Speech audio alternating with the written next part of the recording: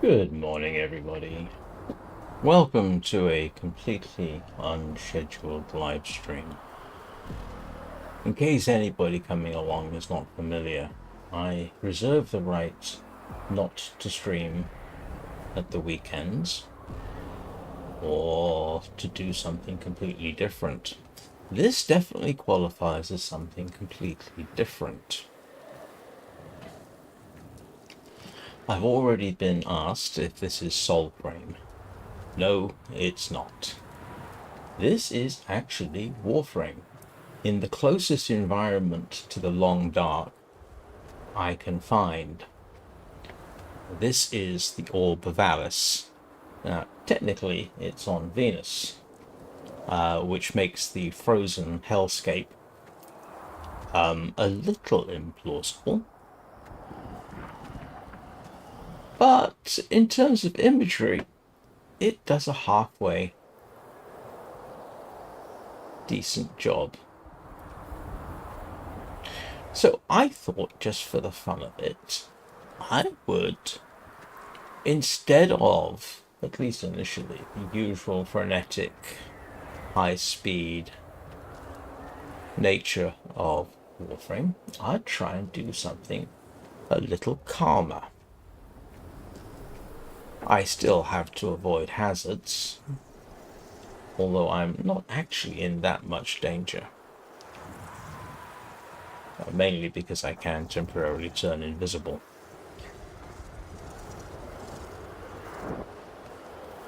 And if I'm seen, they may come after me, but that's actually not a huge problem.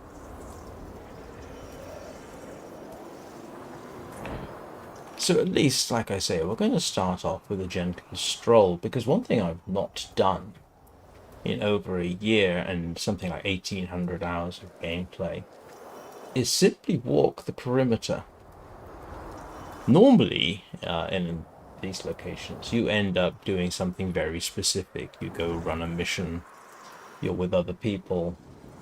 I am actually here entirely solo. And as you can see, I am not actually in a Warframe. This is the character known as the Drifter. One of the two characters you can play as, although functionally there's very little difference. I think some people say the Drifter can roll better.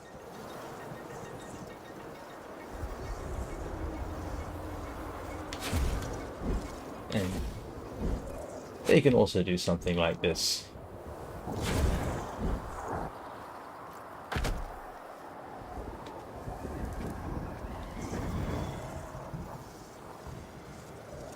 So how is everybody's weekend going?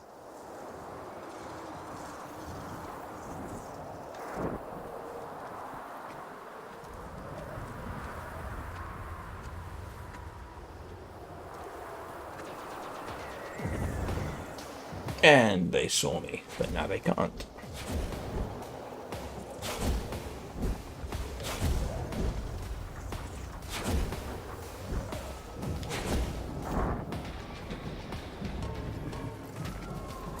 This is actually the border. All the wind and snow is there to stop you from getting out, so to speak.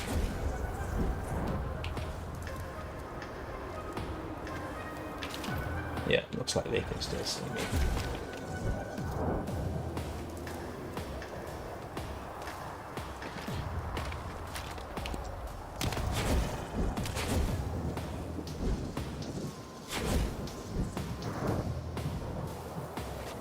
I mean, unlike the long dark, I don't have to worry about freezing to death or running out of food or dying of thirst or lighting a fire.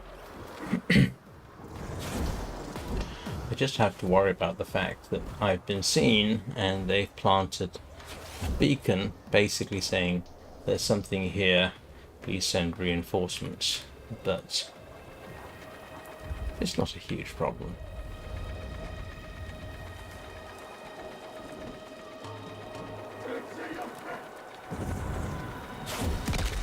Yeah, they caught up with me. Let's see if we can avoid them. Normally, it's not the kind of thing I would attempt to do. Normally, I would call in my Warframe and simply do what it does best, but I've never really tried what I'm doing here, which is actually investigating to see how good the enemy is at spotting you. Not unlike the Long Dark, where you see a bear and then you ask the question, has the bear seen you?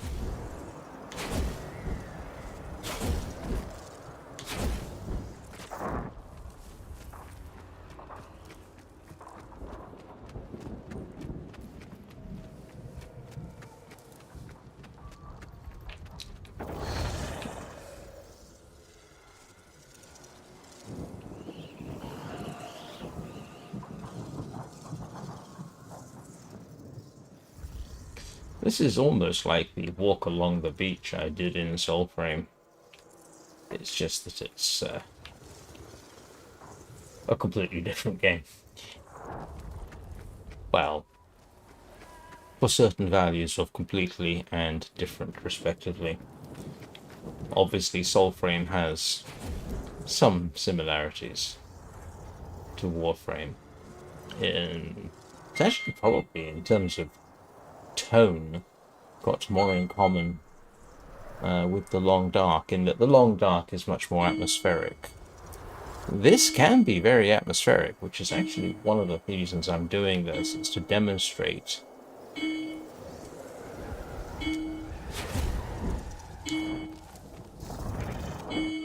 yeah, and they saw me. Ah, now they don't, hopefully.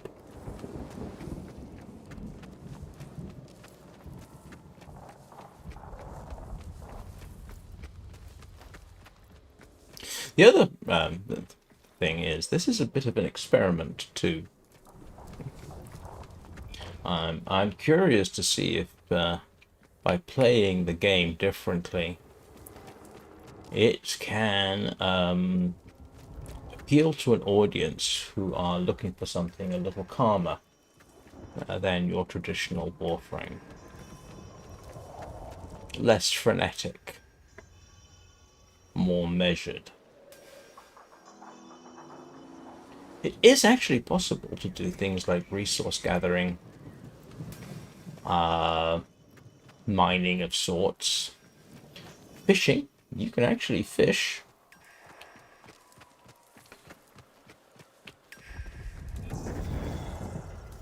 Or you can just sort of sneak around and see what the whole place is like. There are people who know... Oh, he snuck on the old unbeknownst like.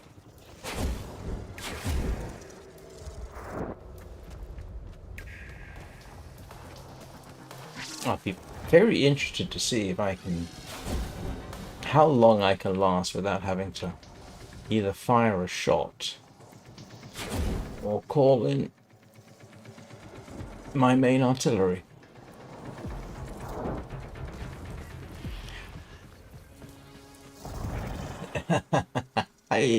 Hi, Tony. Yes, there is a bit of a clue in that normally, in fact, in 1200 videos, I think I've almost always specified the name of the game in the title. And today I deliberately did not.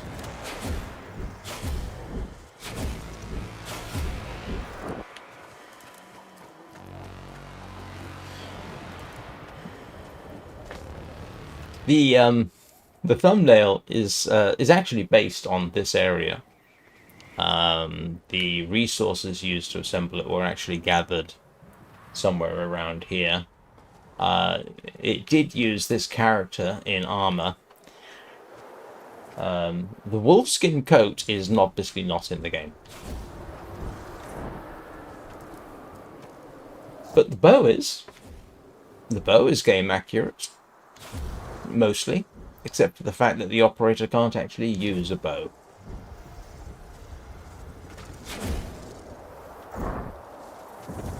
Yeah, we're at the corner.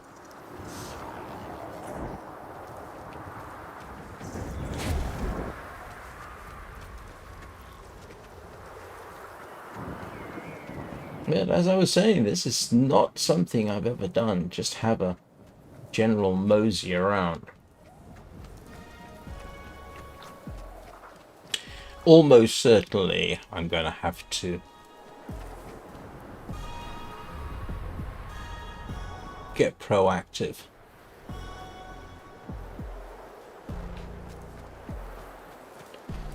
Is that the right expression? Otherwise known as exceptionally violent. But the maneuver I'm using there is called a void sling, and can be very useful.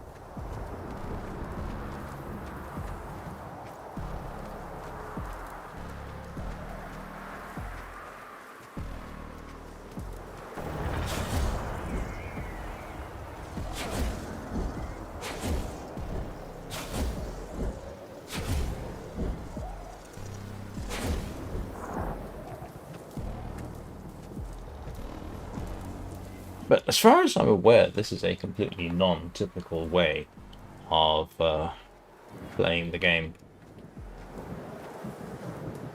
The very few Warframe videos I have seen, yeah, obviously they focus on the combat, the flashy lights, that kind of thing, the destruction. This is probably as long as I've been actually in so-called enemy territory without shooting anything.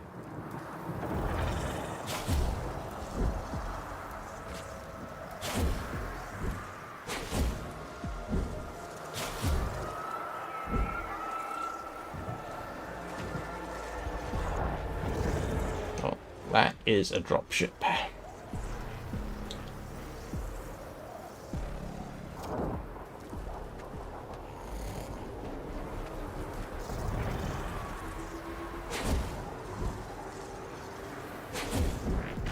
And I can't actually get over there. That is outside the map.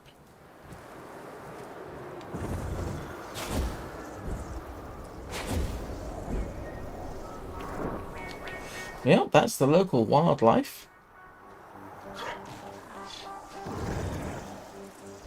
Or one example of it. You can actually tranquilize that.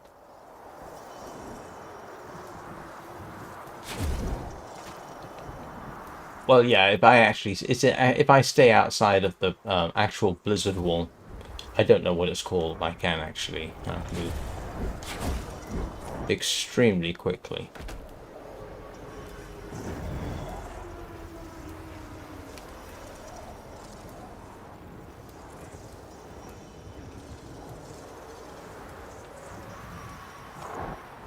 I am actually planning, I think this weekend we'll see the last of my assassination series for a bit. So I am actually planning a series where I use the operator or drifter characters to run Warframe missions solo. See how well I can do with it, because in principle it's possible.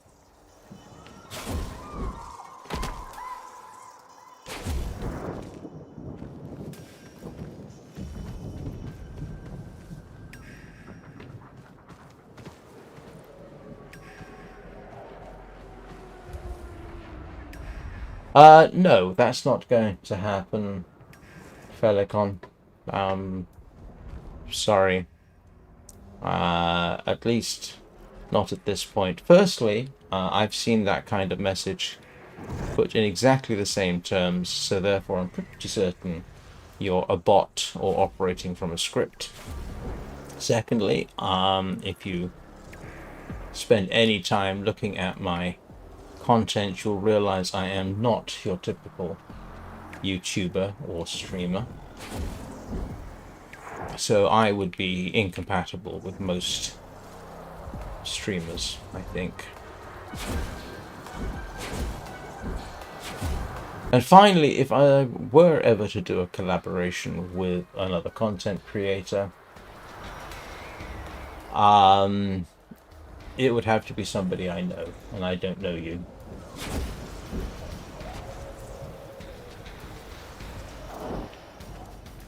However, if I am completely wrong in my assessment, you're welcome to go over to my Discord and introduce yourself. Oh, I see them fairly frequently, Tony. It's kind of fun when they show up. I get to... I'm not quite sure what the expression is. Be 60-year-old pithy with them.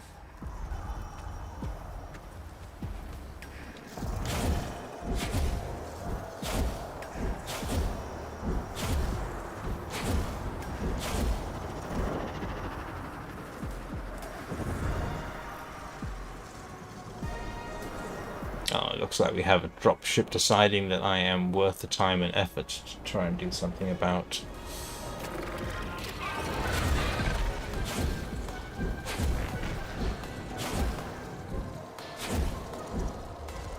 From a purely technical aspect, this is actually kind of an interesting little exercise.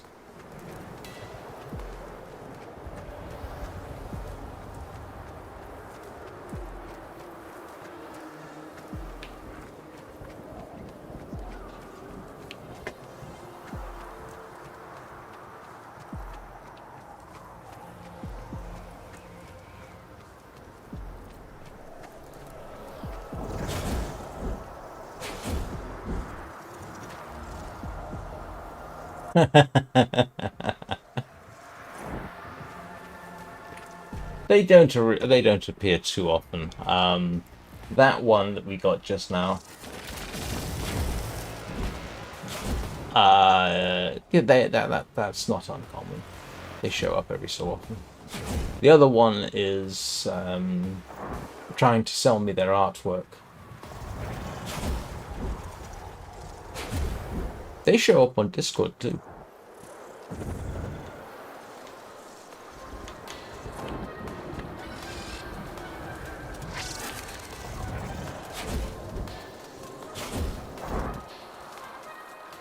Well, that's the local wildlife. Let's try and get clear.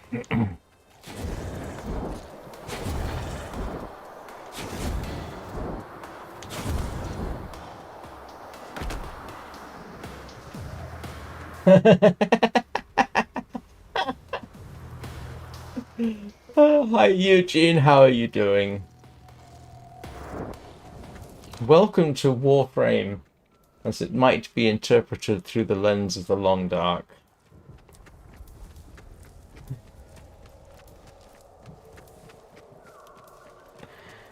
No, the thing with those is if they see you,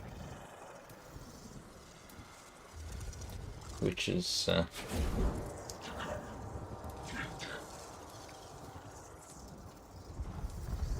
wow, I had no idea this was like this. Wow. Learn something new every day.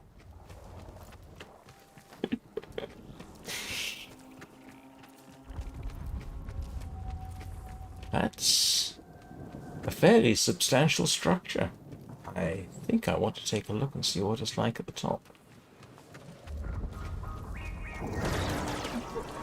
I'm not here.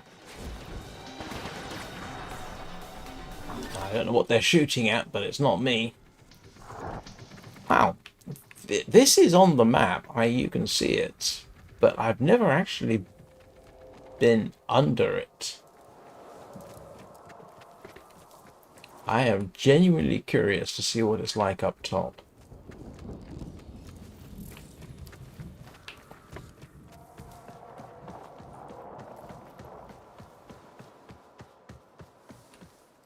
Let's see if I can get up there.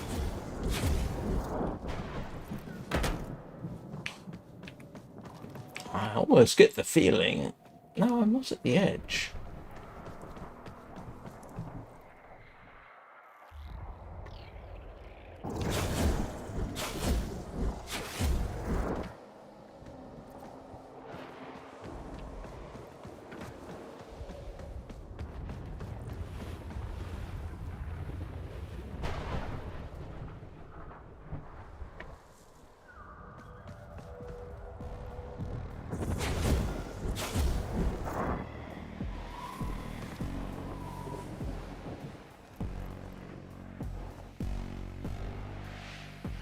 I have no idea what this structure is.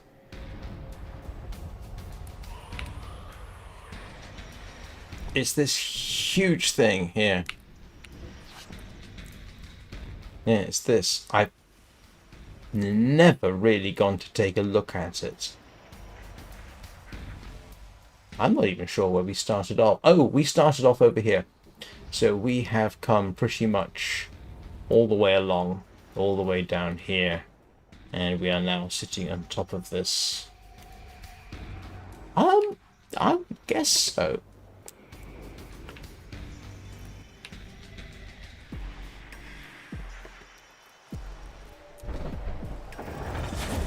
It's not, it doesn't appear to be a standard sort of location in the game.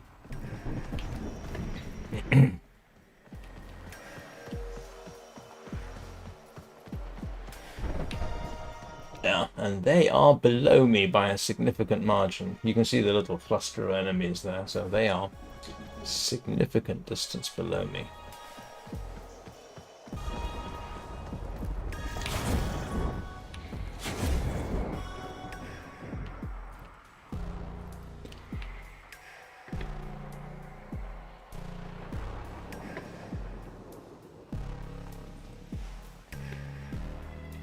You have to wonder how many people have actually spent the time to come and take a look at this.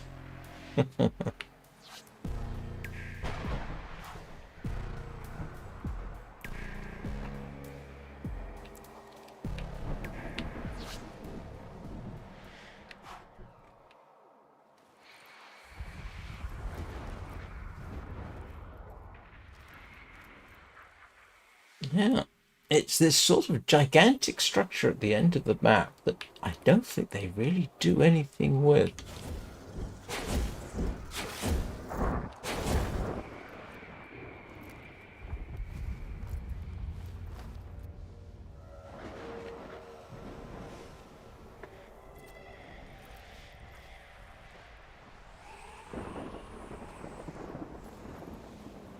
Yeah, I don't think you're supposed to, judging by the way I'm sinking into the ground.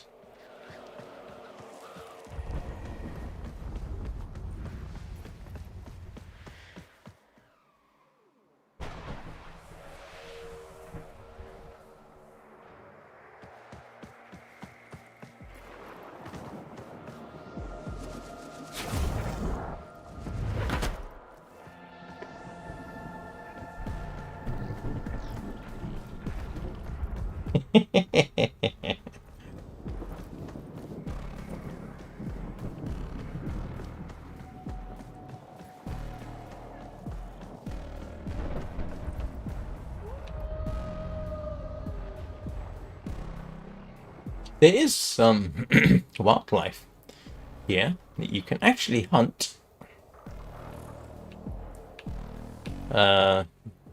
You tranquilize it, make credits of sort from it.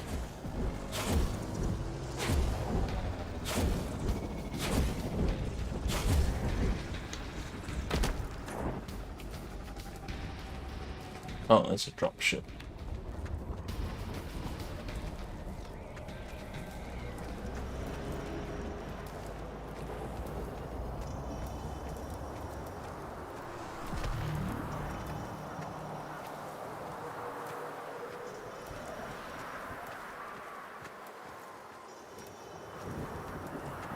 Yeah, I don't think that even has a name on the map.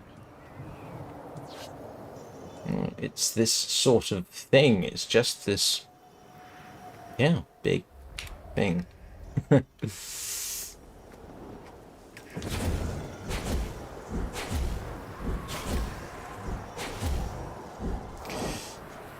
Just in case anybody's wondering, the intro today was not actually recorded on this map. It's the same map. It's what they call a captura. So it's a scene that you can wander around, and it makes things a lot easier than trying to get 6.5 minutes of recording without trying to avoid the enemy.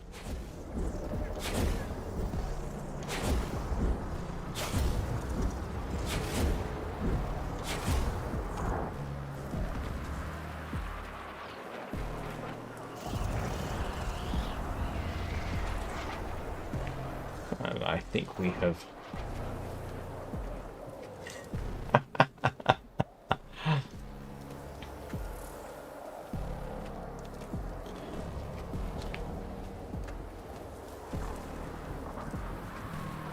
Yeah, I do. I do understand the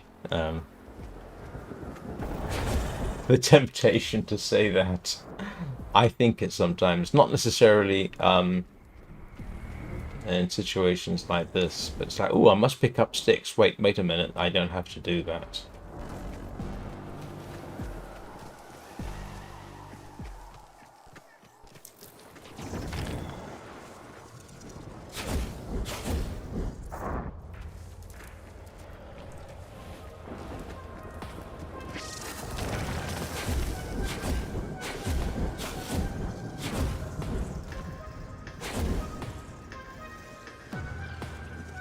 I've never really had an adequate explanation for how come Venus, which is where we are, is managed to get so cold. I mean, yes, okay, they terraformed it, but if you terraformed Venus, you probably wouldn't get a frozen hellscape. Oh, they're dropping off troops there.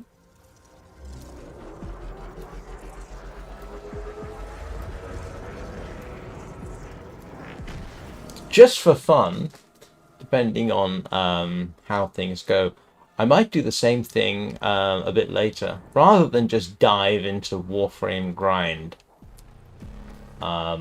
This is one area you can do this, sort of go for a wander. The other is the Plains of Eidolon. Completely different environment, quite pretty. So we might go and take a look at that.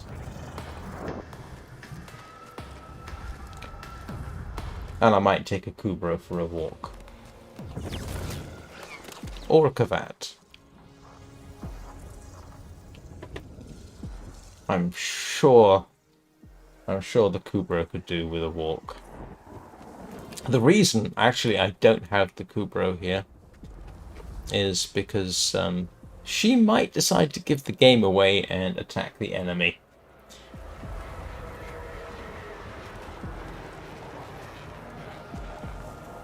Hey, Danny, how are you doing?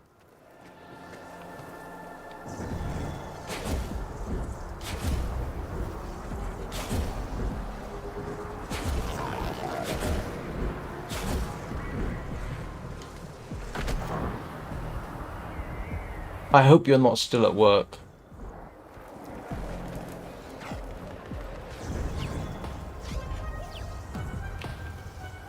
Are you trying to grab my attention? Oh, yeah. Oh.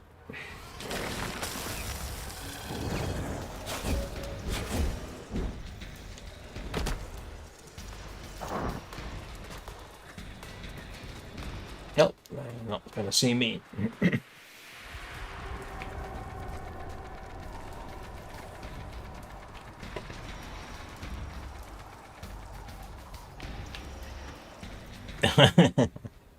Well, I'm very glad you're at home. That way you can say hello to Peanut and his minions for me.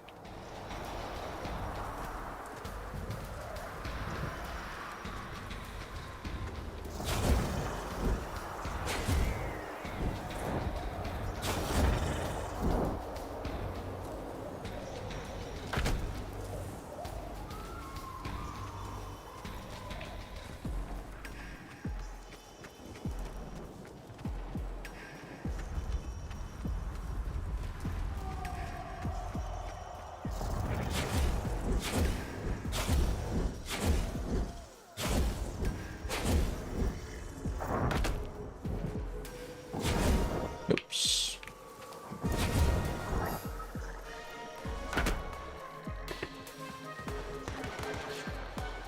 Oh, I do believe I've irritated them. Yep, and they've decided to call in for reinforcements. Literally, that's what that star icon is about.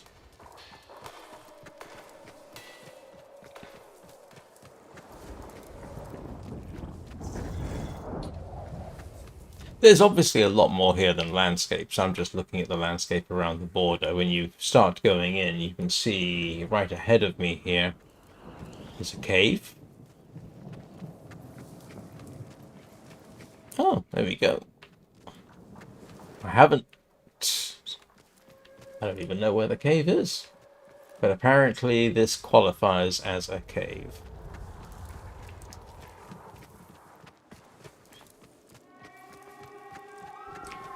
The problem is I will almost certainly run into unfriendlies.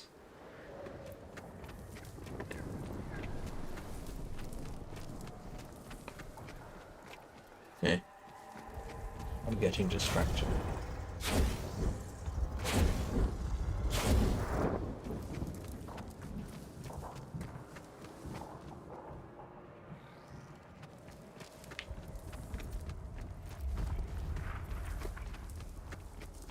Oh, there it is. Yep. So here you go, one of the caves on Venus.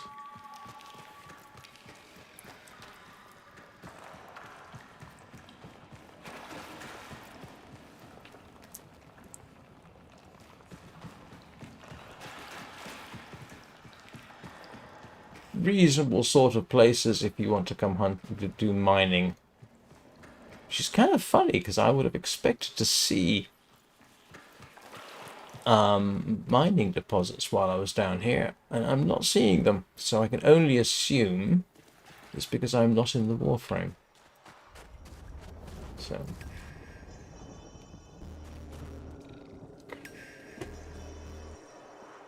we do have a day-night cycle. It does change certain things.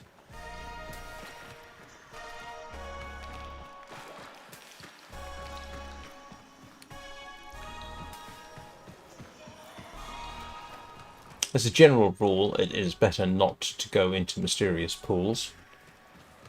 It doesn't kill you, it just says, nope.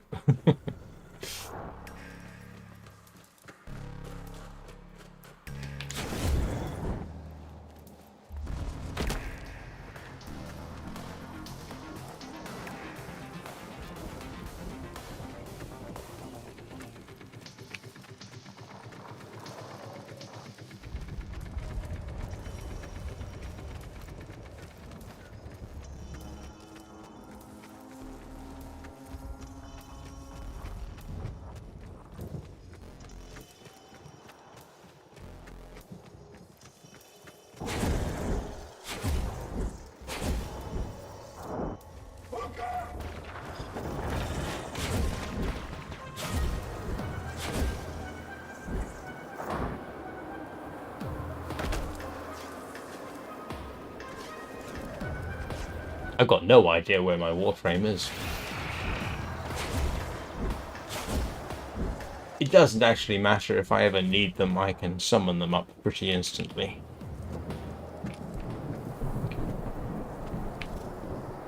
Yeah, I can summon up a necromech, it looks like.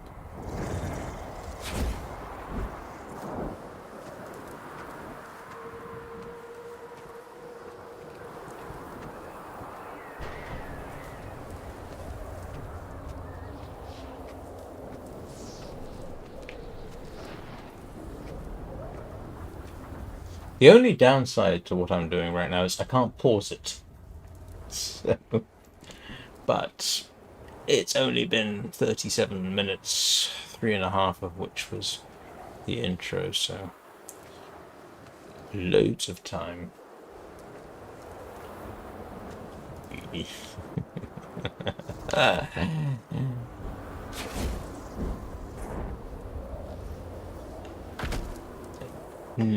Maybe. Actually, probably the equivalent of, but I mean, now she doesn't have a problem.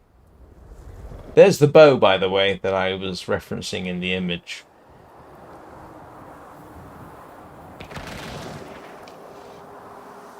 That is Titania Prime. The wings are not part of the build. Neither is the coloration. That's custom.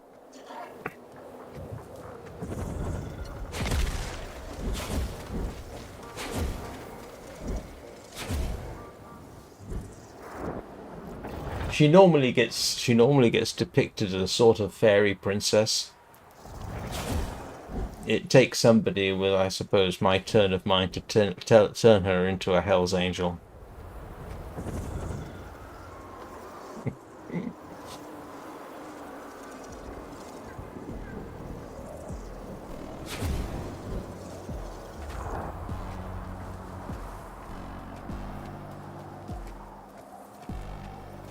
I nearly came here.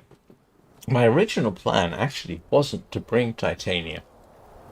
I was going to bring a different Warframe, and then I realized that the other Warframe I was going to bring, is actually semi-sentient and will follow you around and attack the enemy. So I thought, you know what? No, I'll bring titania, and that will work.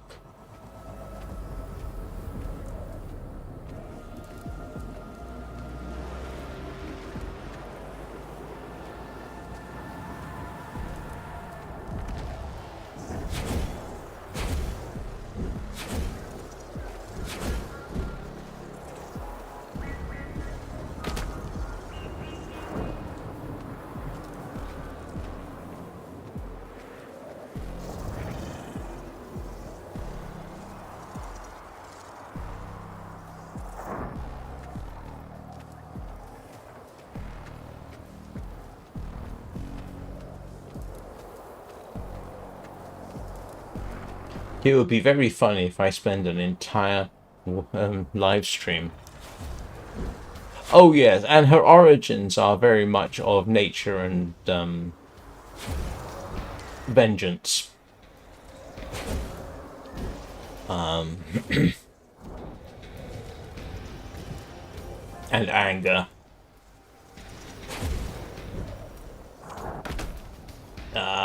So my interpretation actually is quite reasonable. It's just not typically how she's associated.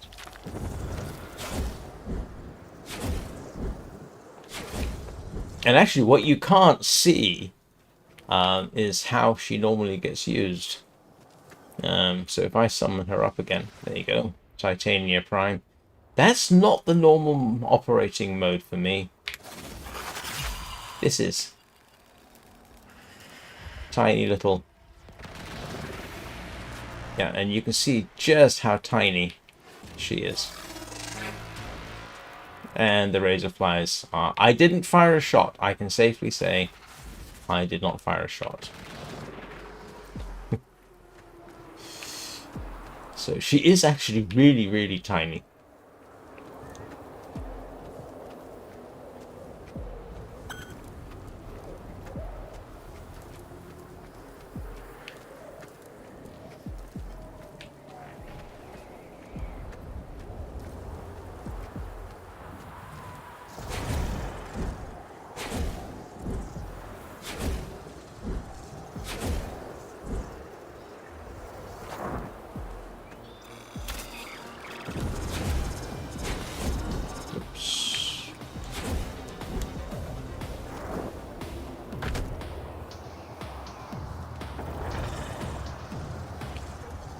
What you can't tell is that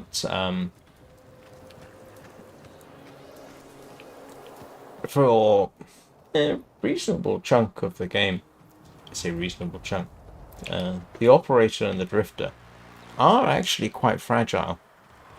Or at least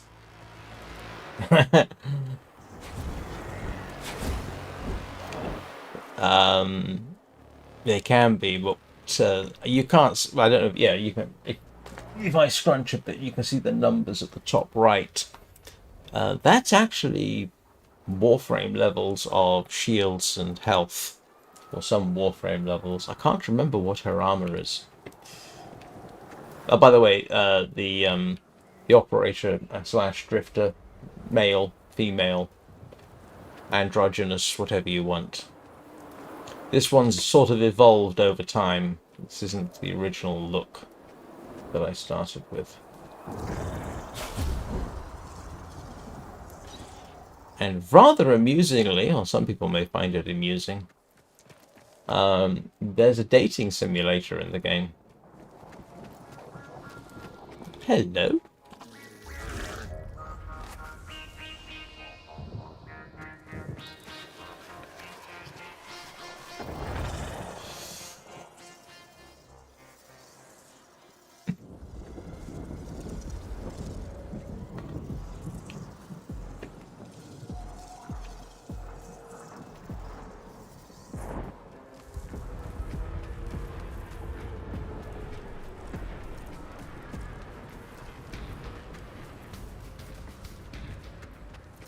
Yeah, I think what we're going to do. So we have three regions where I can do a free roam like this and basically just show off the landscape in relative safety for certain values of relative and safety. So once we've done a full circle here, I'll probably go to the plains of Eidolon, which is on Earth, and it's not so much this kind of landscape.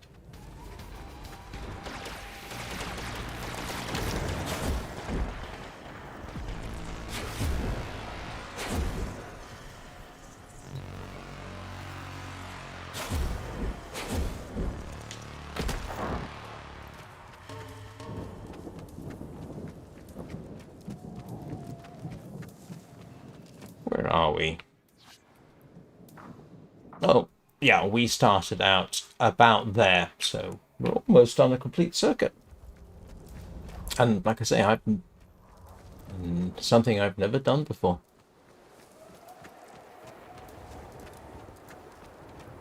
Now let's try and just quietly pretend we're not here.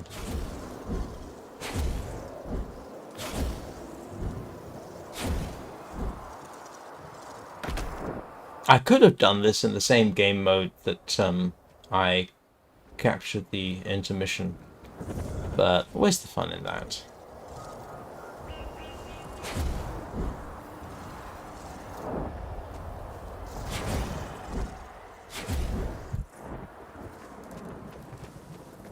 And we may get to see the exploiter orb.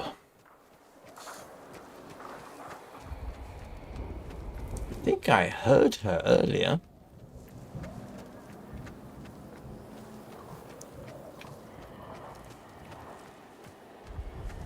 Always sounds... If you hear a Catherine Hepburn type voice, that's probably her.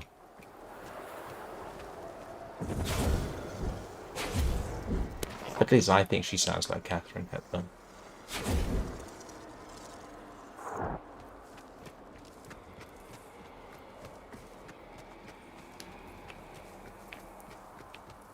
Now, that looked like something hatched rather than anything else.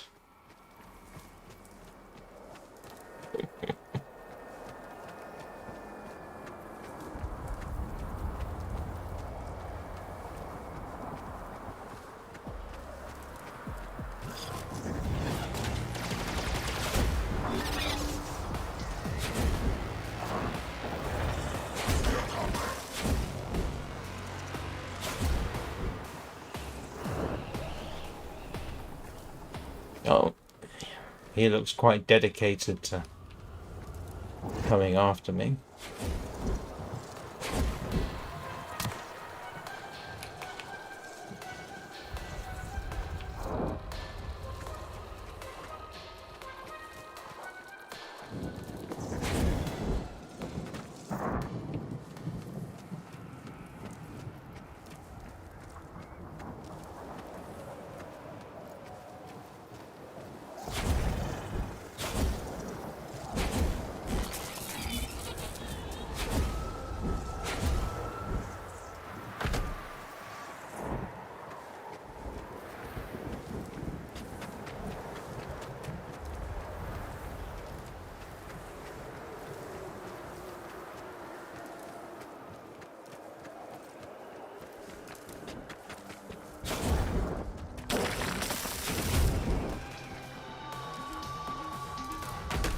Yeah, we can see we're now starting to get towards more civilized locations. Yeah, there's the exploiter orb.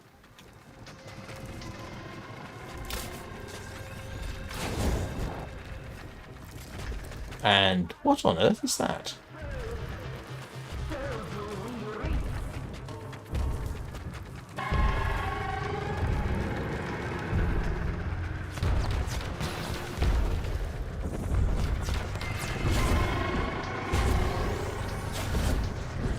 Well, something's quite dedicated to shooting at me.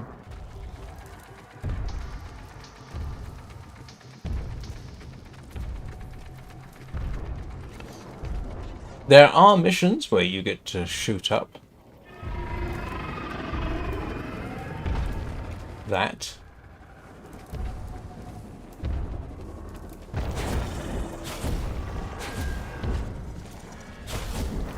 Oh. Examples of the local wildlife.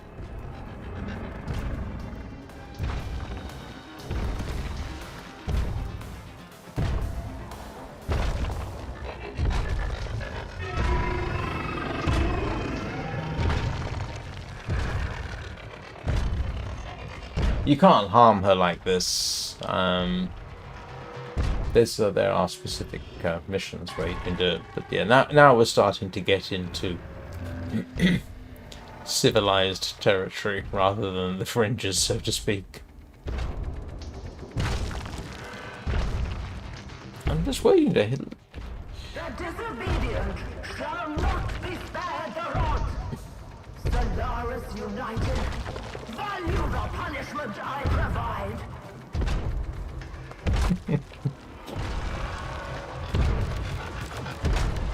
Hello, Exploiter Orb. How's your day going? Oh. Saw me.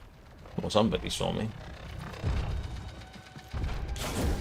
So I think this is, what do they call it? The Prophet Taker's Temple. Which we will... Oh, yeah. Yes. And you do get, like I say, you do get to fight it. It's actually not that difficult. But, yeah, we're just going round the back of the temple. And we are right.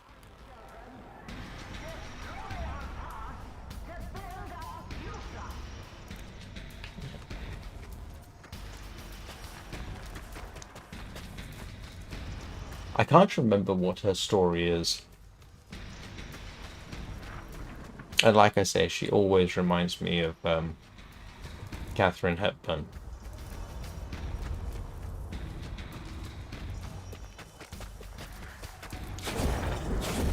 And I do believe this is where we started, more or less.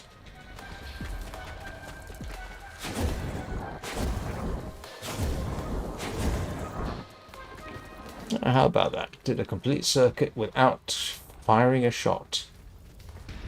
Okay, Titania Prime did use her razor wings, but that's unavoidable. I do actually have a series in which I take Titania Prime through, well, we'll see how many missions she can do without firing a shot, just using razor flies as the offensive weaponry. But anyway, that's the outskirts of Orb Vallis. It is not, it has to be said, my favourite place. I mean, it's, you know, it's... I much prefer the look, if you like, of Plains of Eidolon, where we'll hear next, go next. Do the same kind of thing, I think. Unless anybody wants me to start shooting things up in mass quantities, but that kind of ruins the vibe for a morning live stream, I feel. Don't count on this kind of thing being a regular, necessarily. There's only so many ways I can present this game as a more relaxing experience. And it's certainly less stressful than doing The Long Dark. No, but I mean, I was doing moving quite quickly as well. I mean, this kind of thing covers a lot of ground very fast. But what I think we'll do...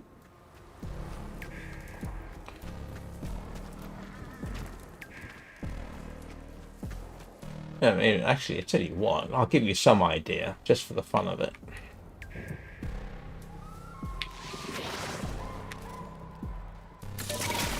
So if I just fly straight, give you some idea of the size.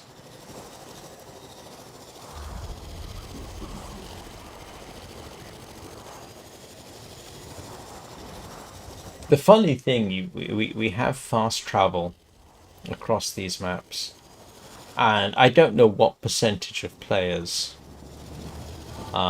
do it, but there's a whole lot of us who prefer to fly across it than use fast travel, which is kind of funny to me.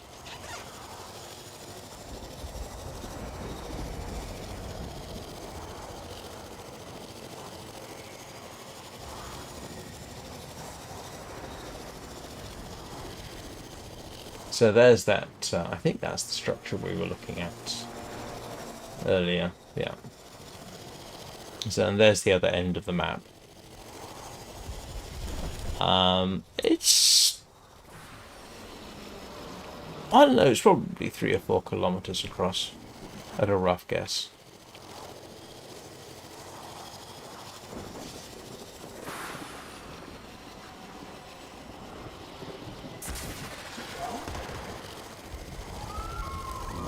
That isn't water, by the way. I think that is sort of coolant fluid with things living in it.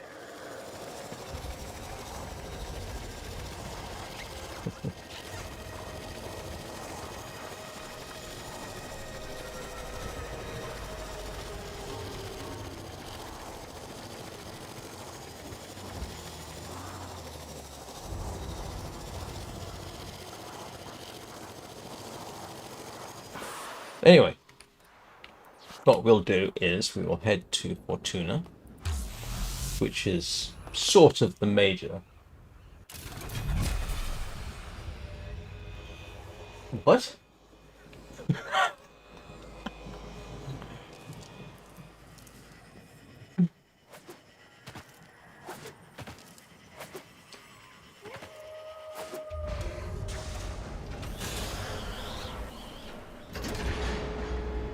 I don't think I've ever seen Oreos in tin cans.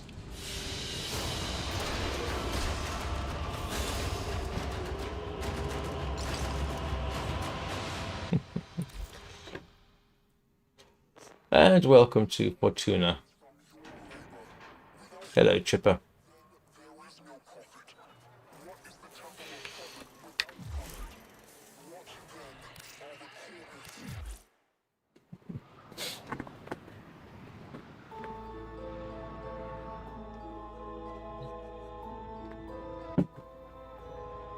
So, what I'm going to do is, this is a suitable time, I'm going to take a quick break, and then we'll do the same thing around Plains of Eidolon. So, I will be back in... I'll be back in about 3 minutes.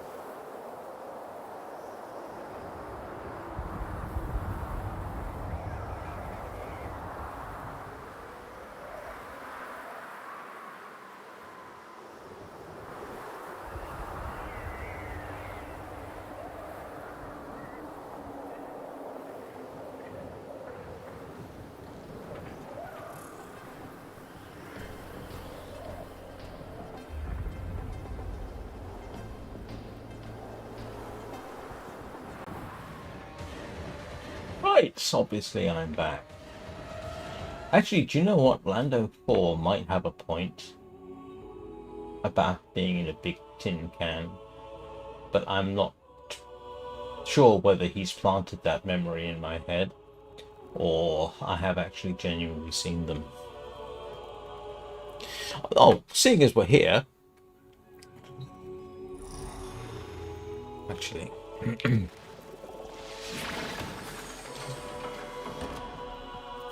I haven't shown you. The Drifters Camp is another little quiet patch. We're technically on Earth here. This is my orbiter, which isn't orbiting. It's pretty much undecorated. This is Phoebe, everybody. Everybody say hello to Phoebe. Phoebe is a Kubro. So whenever I say hug your Kubro, I'm thinking of one of these. Oh, Hey, and we are up and and for the cat lovers, we do have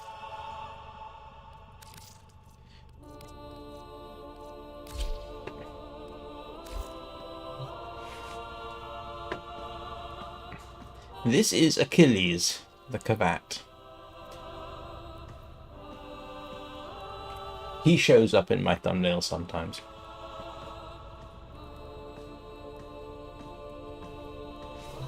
He's got that whole judgmental thing that cats do. I mean, obviously they're based on cats and dogs, although if you ask me, the Kubros look like koalas that gained canine level intelligence. And they're not technically mammals because they're hatched from eggs, so that would make them monotremes. And koalas, though, aren't monotremes. They are marsupials, of course, so, yeah. But anyway, that's a Kavat.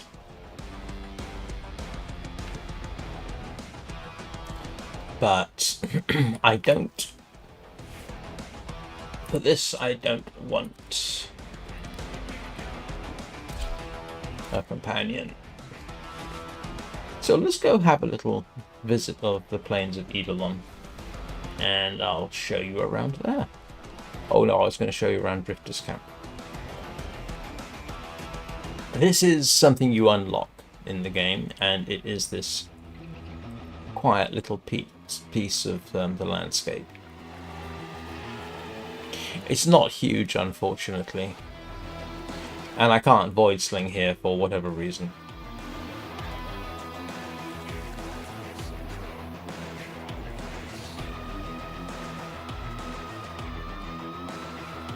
This is Ordis. Ordis is responsible for all the bad jokes in the game. Well, some of them. Hello, Ordis. Probably one of my favorite characters.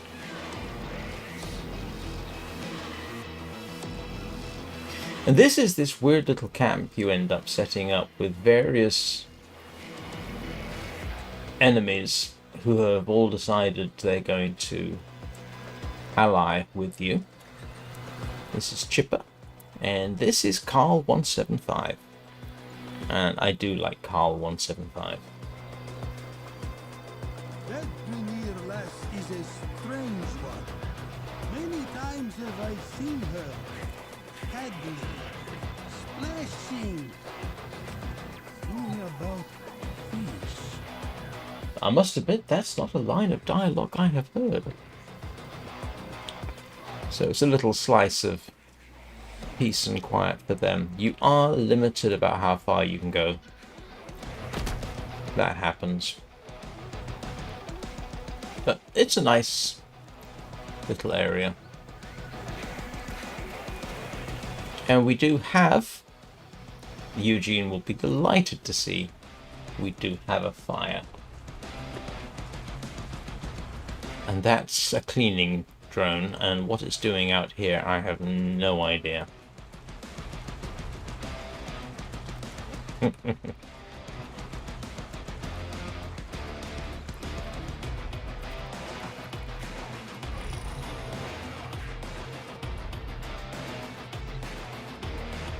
But we're headed for, yeah, the Orb Palace.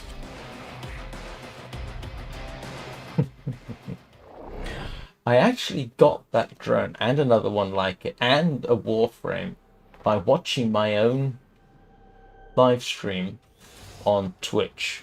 My Twitch account is linked to it's the same one as my Warframe account, and that means on certain times you can get certain things, and yeah. So, oh no, this is the wrong place. Sorry. I went back to there. I did not want to do that.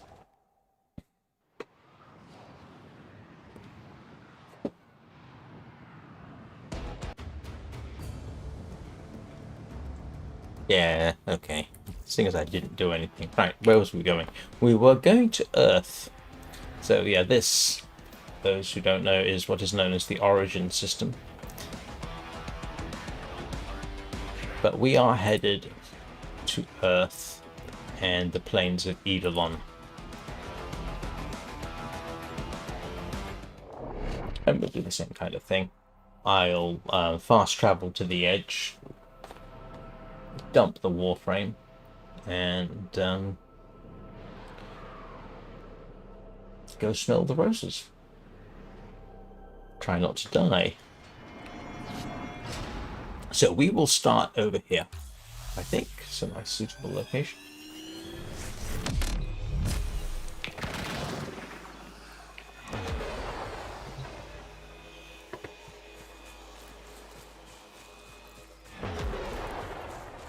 Am I headed the right way? Yes, I am. Oops.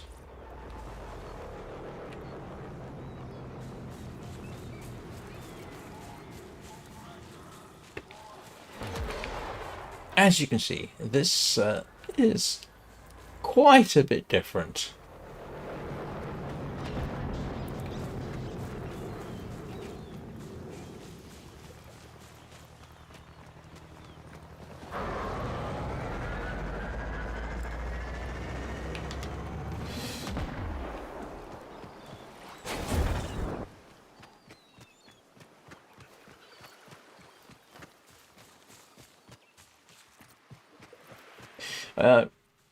I know I've mentioned it before, but I don't know if I've mentioned it to any of you.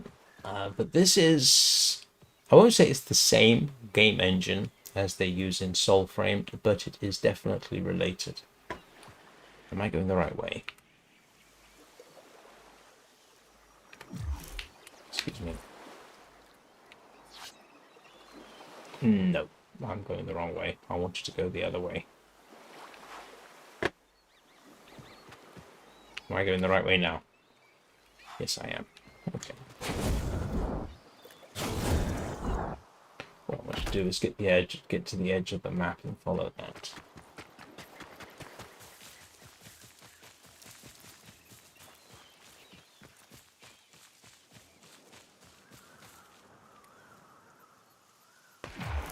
Wrong way.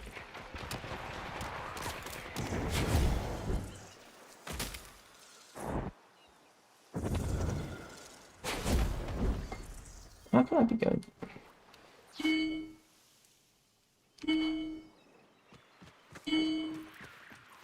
Where's the map's edge? It should be over there by the...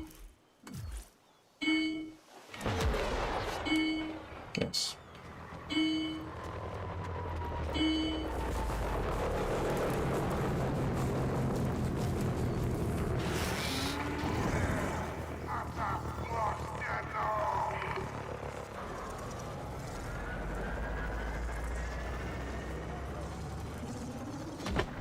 I've never really stopped to check, but this place strikes me as being a little bit more active.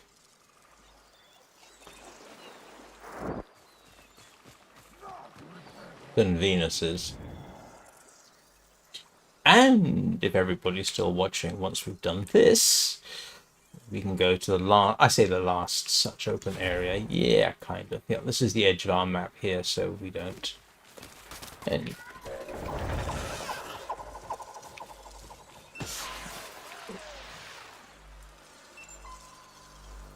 And you can actually see mineral deposit over there. So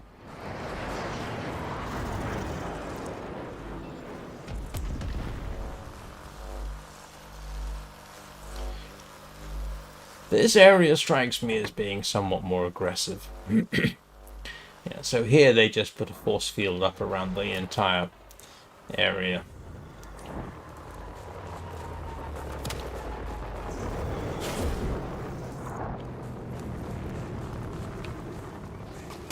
This is less the long dark and more Soulframe, really. What was I saying about Soulframe? Oh yeah, same a modification of the same game engine. And I would very much like it if that game engine was available for other games, but it isn't, and it probably never will be, because it's designed specifically for Warframe and Soulframe. It wouldn't necessarily work as a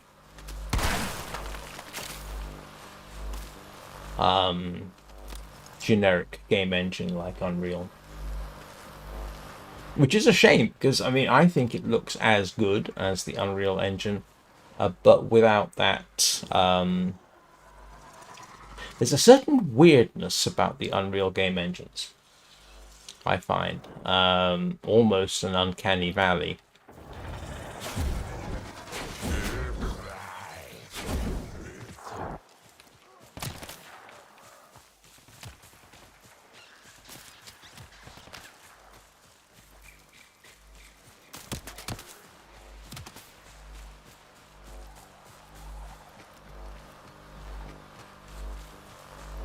But I should be able to get up there. Oops. Of course it helps if I land properly. Yeah. Hello, wildlife. Let's see if I can get up. I know I can, actually. It's not a question of can I, it's do I have the skills required to do it? Oh, I'm right at the border. No wonder.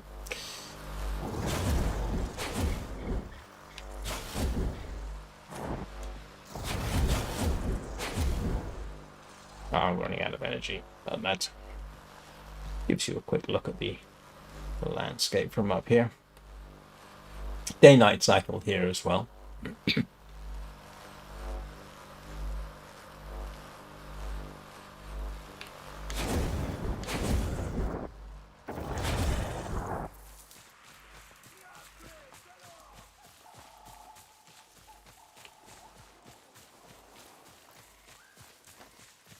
I'm very tempted, actually, at some point, to that scene from that I'm using in the intermission. Just stream it as ASMR in a Blizzard.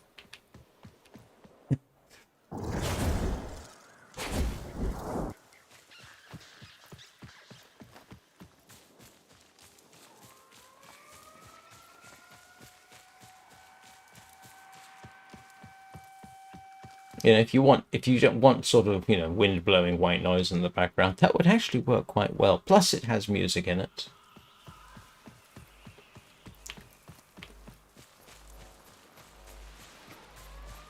Oh, I just realized, you know, I mean, I'm not going to get the chance today, I don't suppose. Depends how fast we get around this. I forgot, there's always Helvania. No, not Helvania, Deviri. It's actually possible to do a sort of walk around like this in Deviri, except that Deviri is a lot smaller, but, you know, yeah, you can... And it's a completely different alien landscape. Deviri is weird, whereas obviously this is based on Earth, and Venus is based on Venus, and we'll probably get to Deimos later. Deviri is, in the game lore, essentially a children's book that was made into reality by the character known as the Drifter. through the powers of the void, if you like. And now, a massive sentient energy spike in your area. I advise you to be careful.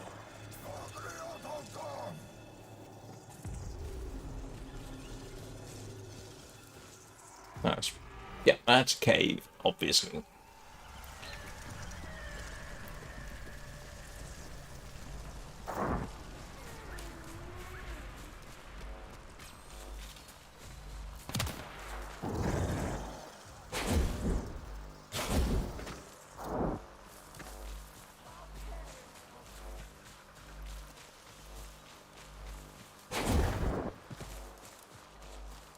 This is actually also the first time I have not run everywhere.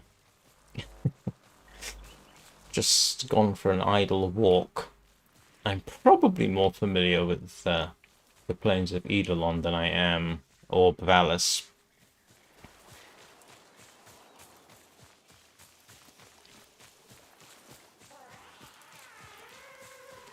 And welcome to the ocean. And one of the fast travel pads over there. And you do end up coming to the ocean to fish. And these are fish-type fish. I mean, you haven't seen the fish on Orb Vallis. They are sort of more biomechanical.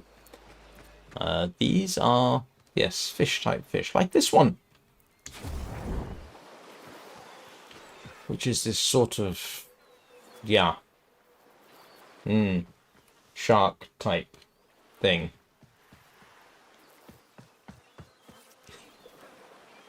But you can't go out there. At least I don't think you can.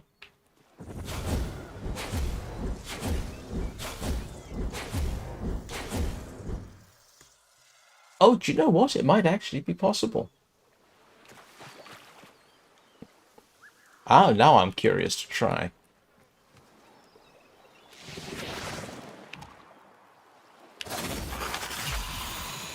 Let's see if I can actually get out there just for the fun of it.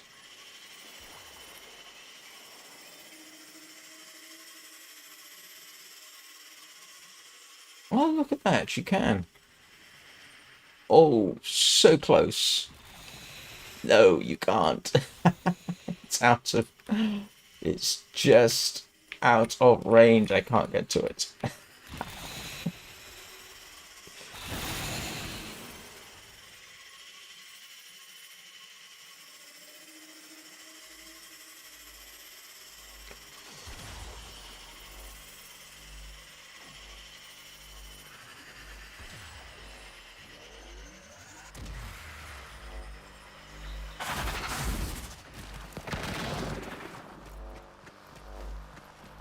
It was worth a try.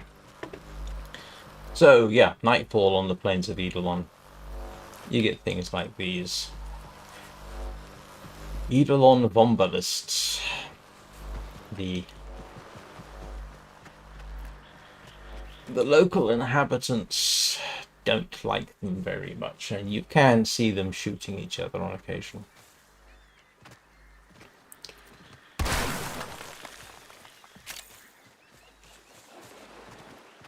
And those are going to be the only shots I try and take. So, yeah, here you go.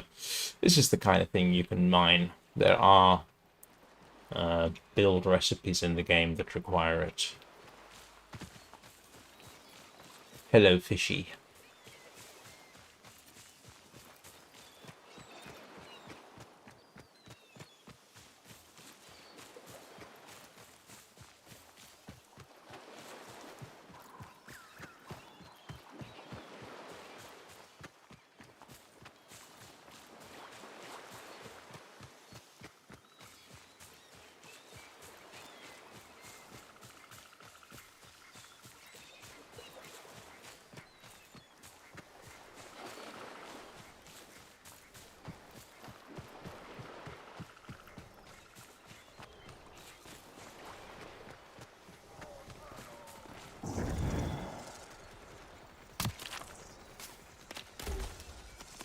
Ah, yeah, you can see the Grineer over there. Draw energy from Vombalists. Make use of them.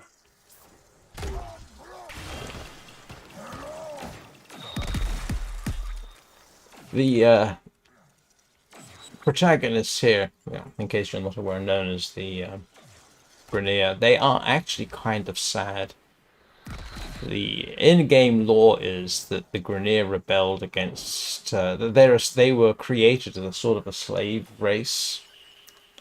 They rebelled and essentially promptly resumed that role under a different leadership. They are essentially doomed.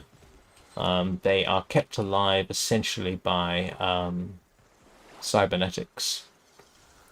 And so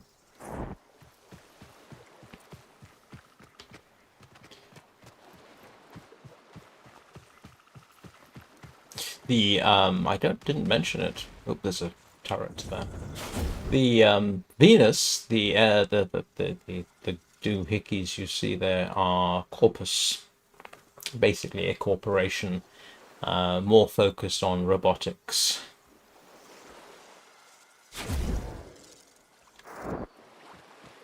I always feel very sad for the Grineer. That's kind of helped by the fact that one of the Grineer is a playable character and he has quite a personality. Carl 175, but I mean, who you did briefly see.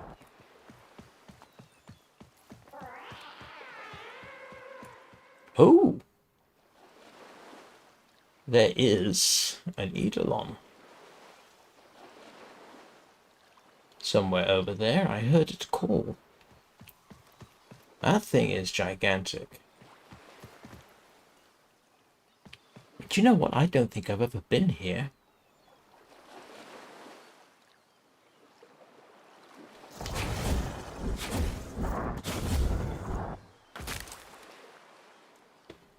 So sometimes doing these little trips is very helpful. That is a wild Kavat, which I will now attempt to run away from. One of the reasons I didn't bring Achilles here is every time I bring Achilles here, he ends up catching, oh grief, I can't remember the name of the disease. Sort of makes him into a vampire version of a Kavat. Sooner or later I'm going to actually breed one, but...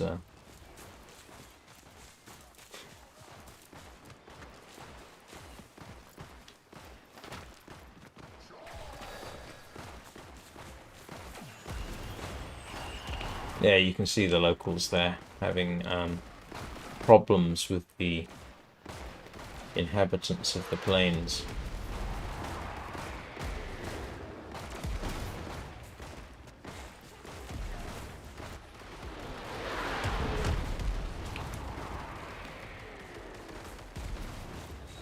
Not here, don't shoot at me.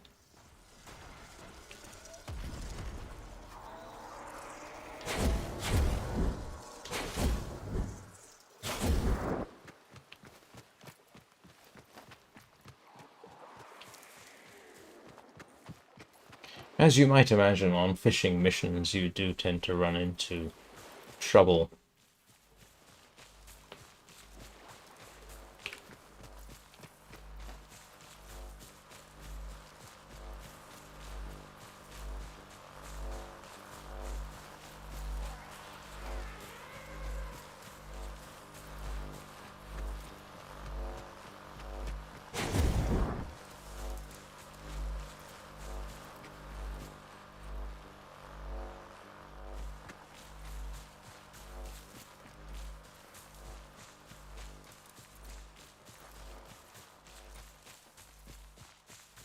Oh, I forgot. I was going to see if I could spot that thing making that racket, wasn't I?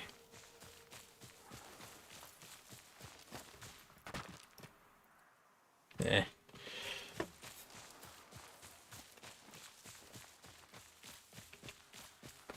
Yeah, you remember the exploiter orb on Venus, the Eidolon, similar sort of size, and you do get to battle those as well.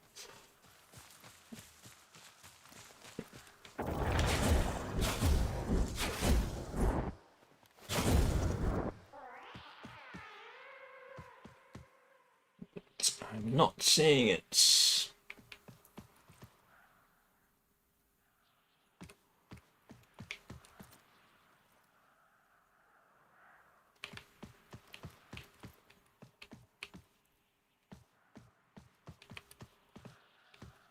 Wasn't going to go after it. I was just going to try and show you. They're probably too far away now.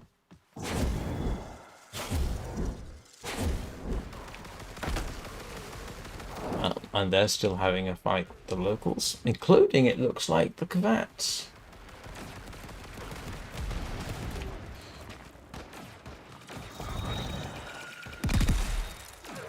Now this is, in case you hadn't wondered, this is as strange for me in some respects as it is for everybody else watching. You don't normally get to take an idle walk around the terrain, so that kind of thing I know has happened, and I've seen it happen, but I've never seen it when I wasn't a participant in something else.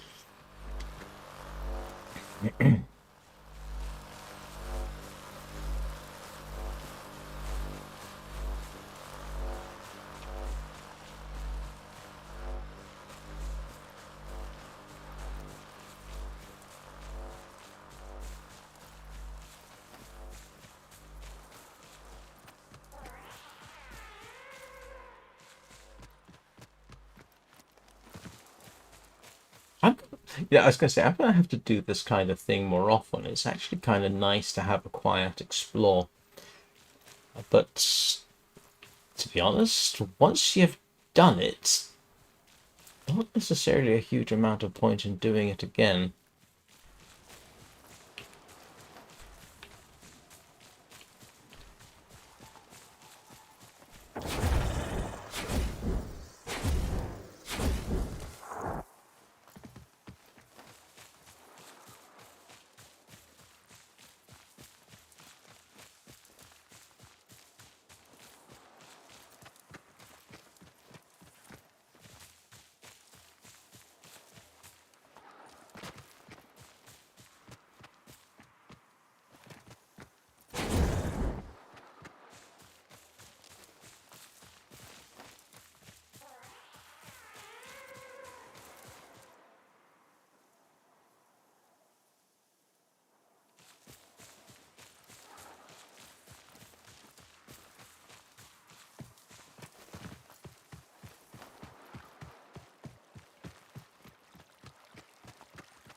It's one thing that you simply cannot do in the game.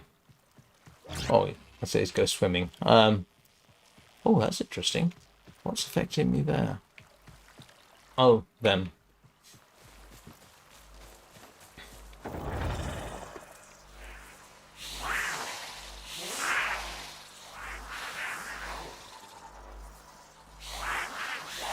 Yeah. I wonder.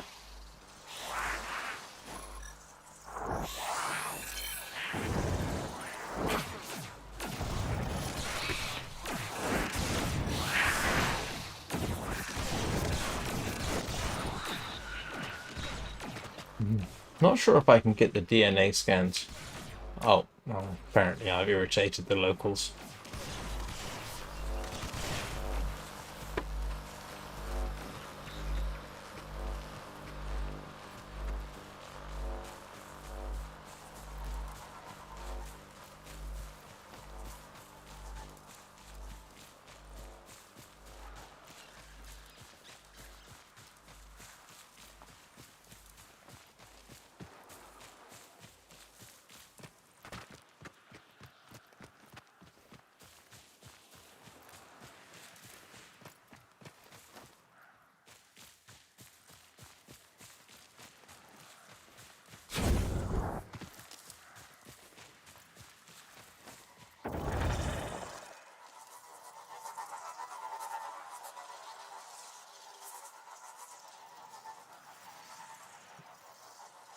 Why would I want to do a stealth attack on that little thing?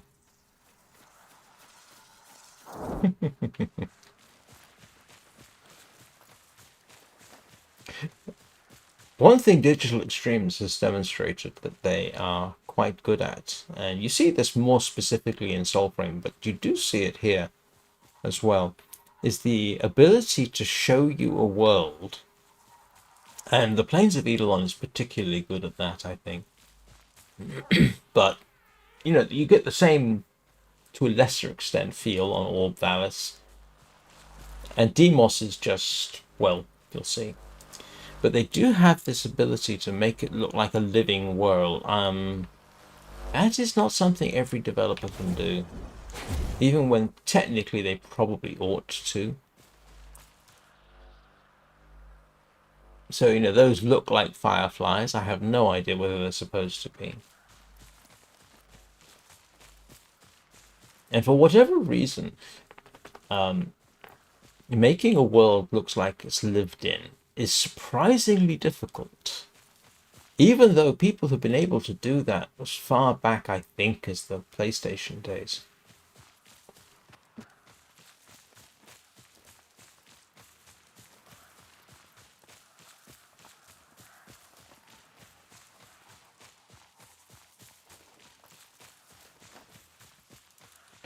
And it's just the little things like this.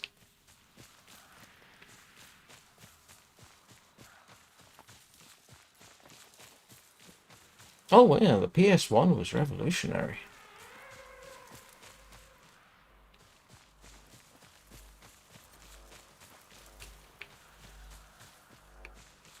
Oh, I'm at the border. Okay, that's good. That's where I want to be.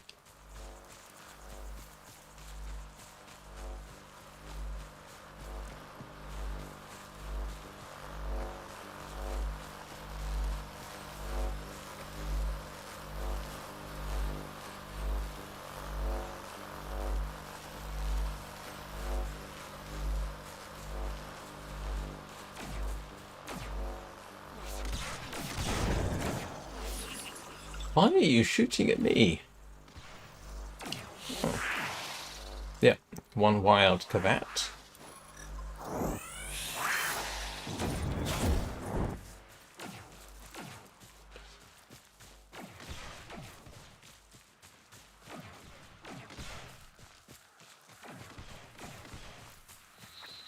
Yeah, if you get enough DNA from certain types of cavats, you can get a template and then you can breed your own, but I don't think it works on those.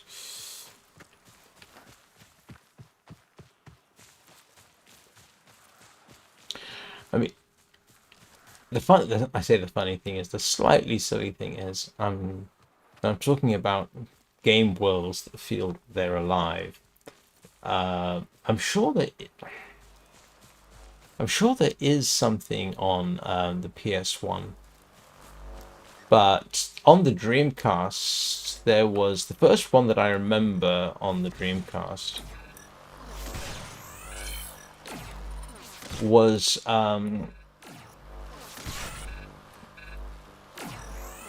Slave Zero. Slave Zero had this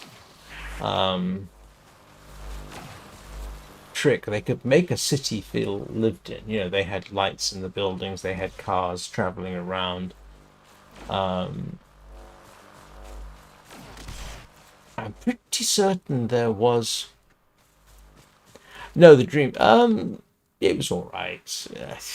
I'm not going to say it was great, but it was okay. I'm trying to think of a PS1 game that... Mind you, I suppose for a lived-in world, Populous the beginning. One of the God games that definitely had that sort of this is a living world type of energy to it, but then that's the whole purpose behind it. So maybe not the best example. I did like Populous the beginning. You couldn't... I don't think it was actually possible to finish it on the PS1. I could be wrong about that, but... because the system would act...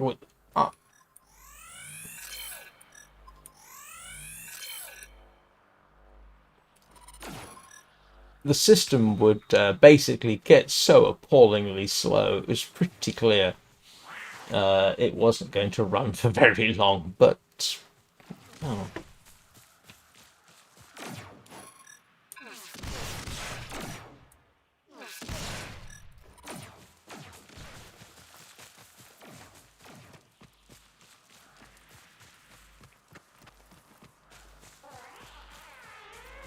Worst controller I think I ever used was probably the N64 controller, but you know, you could get used to it.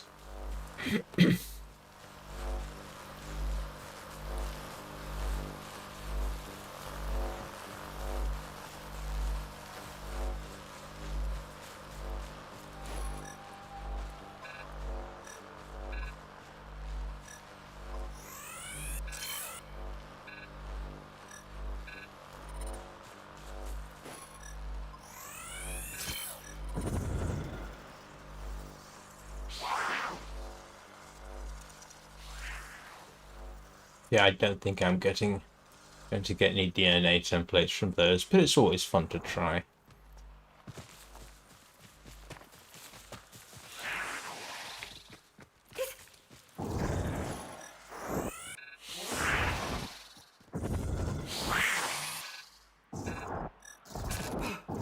Alright. I don't want to have to shoot you or something dramatic. Wow, I did quite a bit of damage there. I'm bleeding.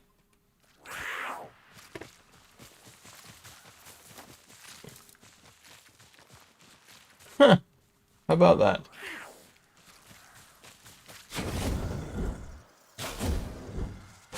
I didn't know they... That is news to me. I didn't know they did that.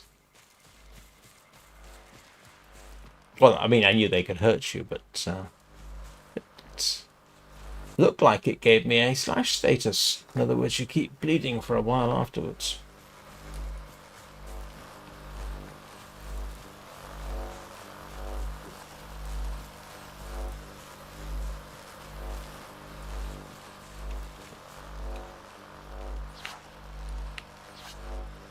Okay, so yeah, we are actually heading down the final stretch. And then I think I'll take you across to the Gara Tote Lake, as there might be, / should be, an Eidolon present. It's that thing you can hear off to my right. And given that it's still night time, I might be able to find one. It's fairly impressive.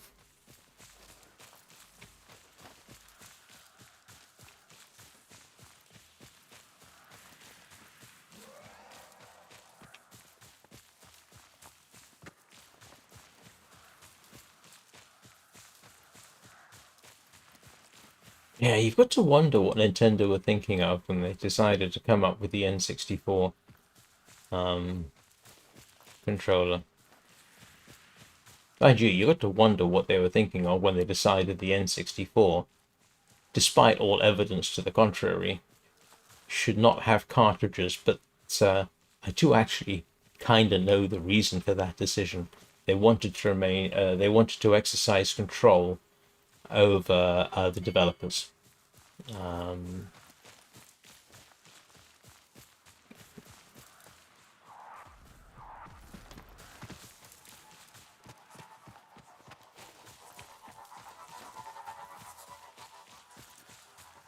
Plus, they probably didn't want to move into Sony type territory because at the time of the N64, I can't imagine Sony's they really wanted to be associated with Sony after the way that they treated them. I know I've told this particular story to some of you before, but some others may have not heard it. Forgive me if I can't remember the date, but we are talking about before the PS1. Nintendo and Sony were working on a game console called the PlayStation. Hold on. 2 words.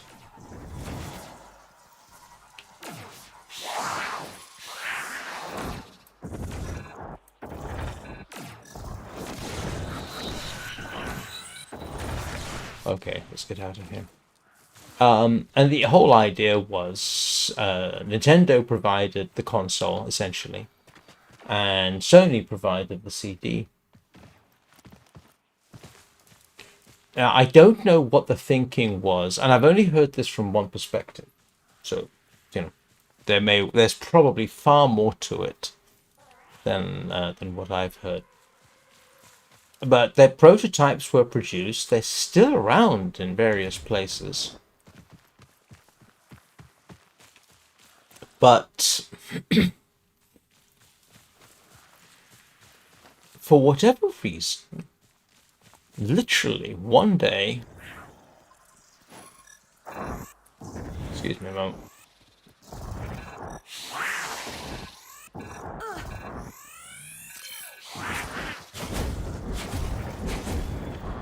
at a game show, I think in Japan, Nintendo suddenly went public and said that the PlayStation project was dead and they weren't working with Sony anymore.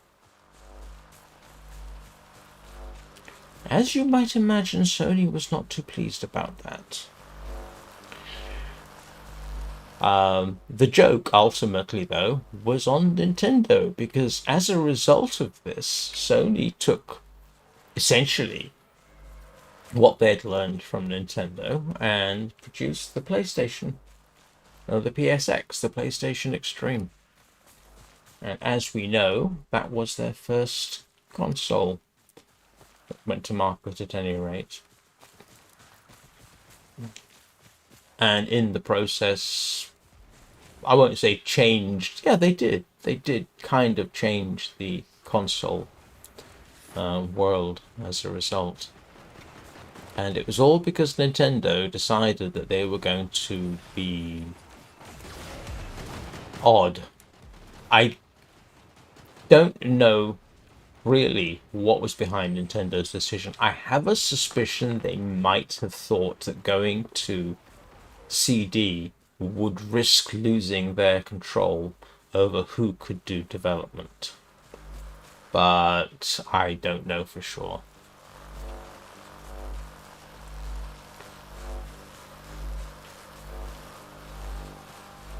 But the thing is, having said that, they ended up teaming up with Philips. And yeah, the result was a very expensive console.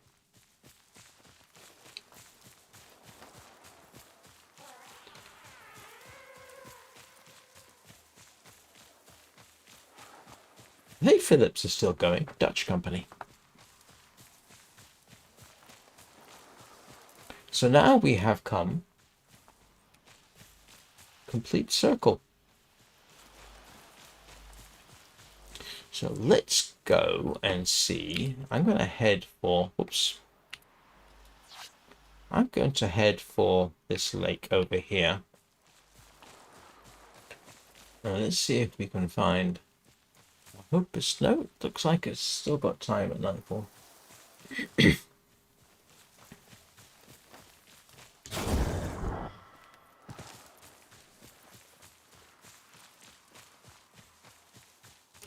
The Dreamcast itself is an interesting system.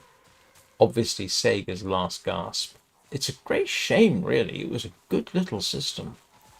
It was the first console, I think, that you could, with a bit of finagling, get a proper VGA signal out of. The games were, generally speaking, pretty good. I mean, it had some good games on it.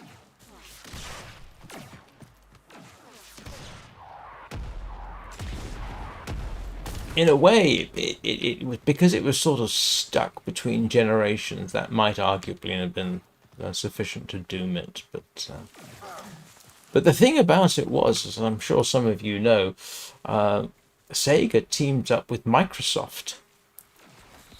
There were two operating systems, as I understand it, that ran on Sega Dreamcast. One was I think it was called Dragon, which was Sega's own operating system. I'm going the wrong way. And the other one was a version of Microsoft Windows. And it was always interesting to me that the games that ran most reliably were the ones that weren't based on Microsoft Windows. But of course, arguably, when I say arguably, Microsoft took what they determined, probably took what they discovered or learned from working with Sega, and the result, of course, was the Xbox. That must have been a significant contributory factor. Whether it's quite as straightforward as I have laid out there, I do not know. Am I still headed the right way? Yes, I am.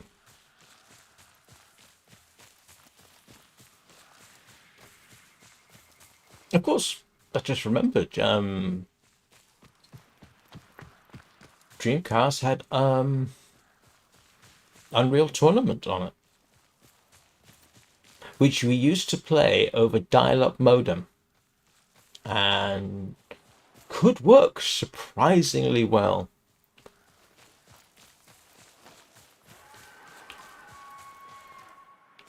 No, that's not what I'm looking for.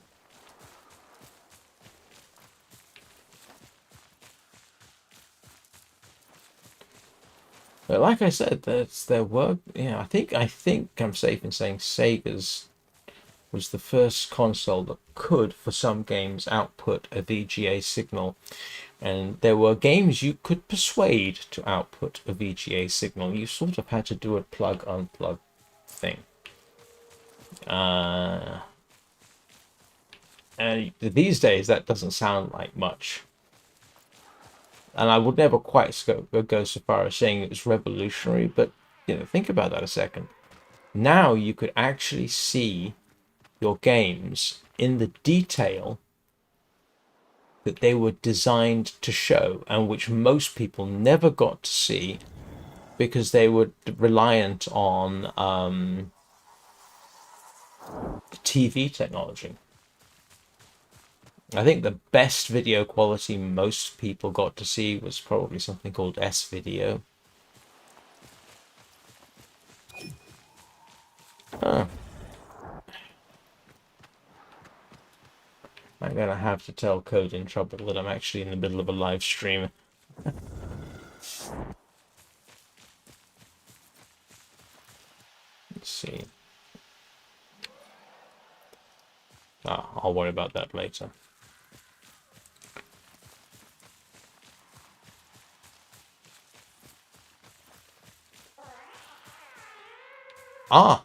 There we go. I think I can hear it.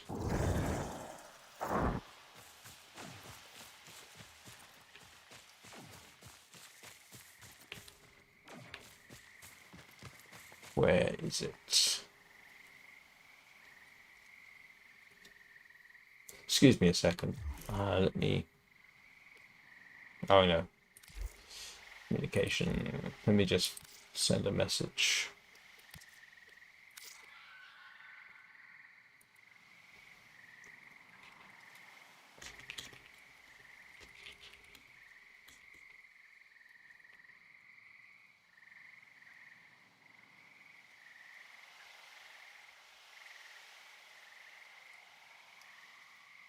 There we go.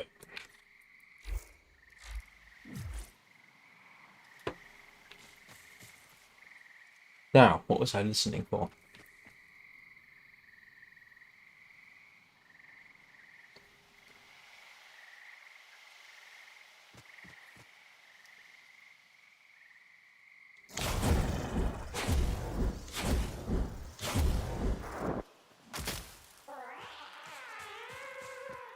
Yeah, that's what I'm listening for. Where is it? Don't worry, we're not about to get into a big fight or anything. That is definitely not the purpose of this.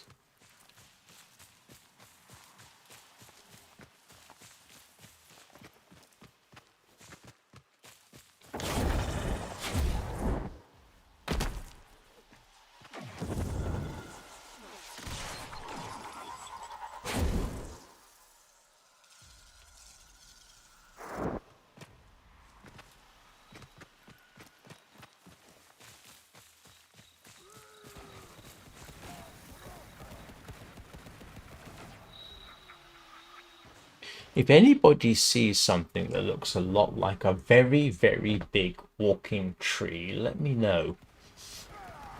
It's the kind of thing that makes an ent look like a midget. But I can't hear it now.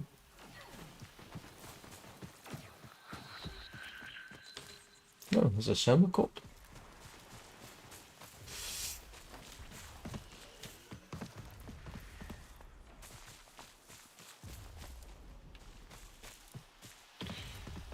Oh, I think I've already got this one.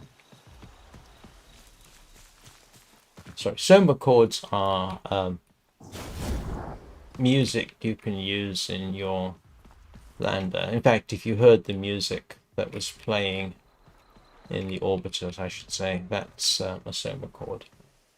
Yeah, I've already got this one, I'm pretty certain. And it is... I thought it was under here.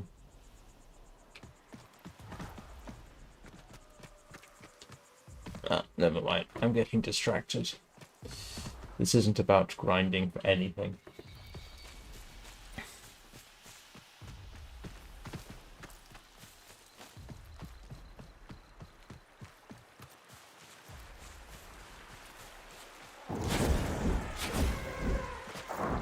Nope, I think I'm going the right way.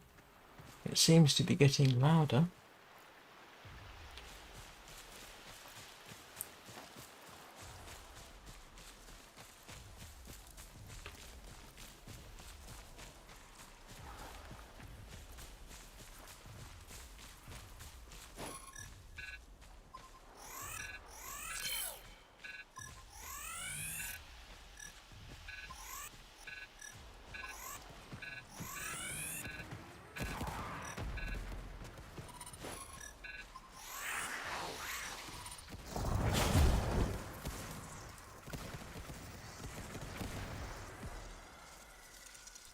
I hope that wasn't fired at me.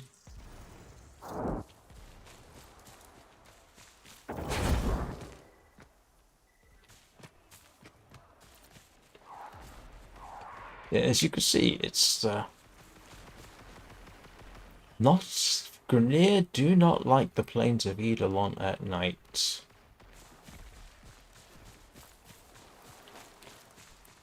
But I can't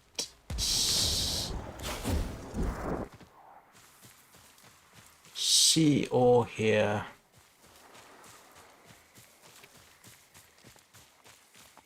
what we're looking for.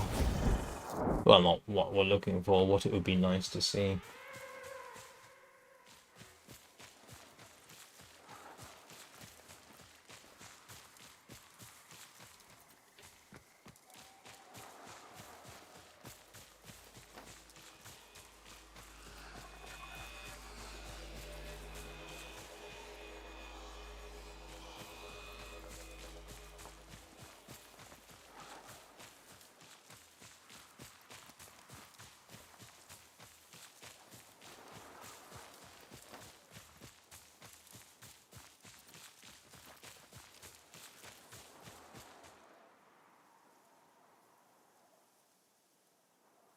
How do you hide something the size of a forest walking?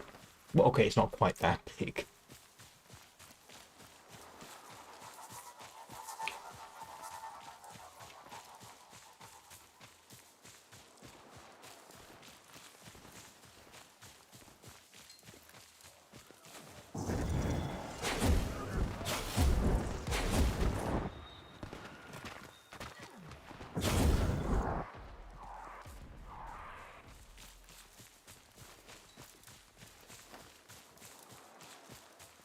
Yeah. Oh well.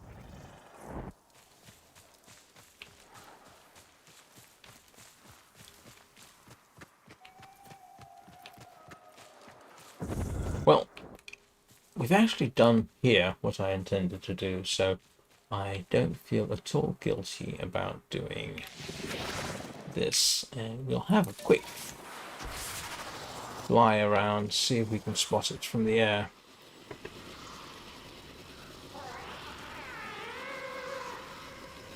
You know, as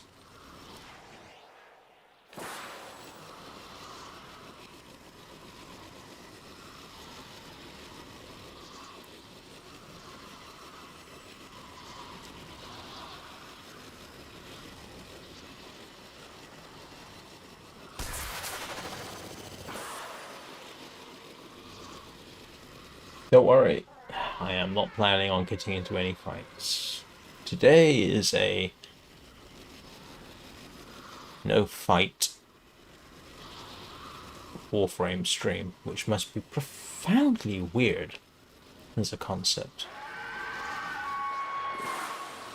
No, that's not it. That is something else.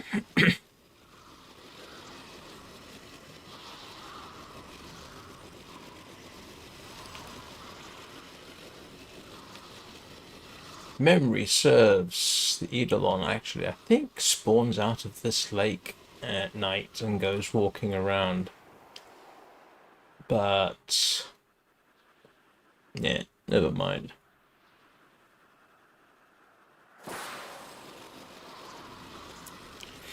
So far though, the environments I've shown you and talked over, you know, this obviously based on Earth.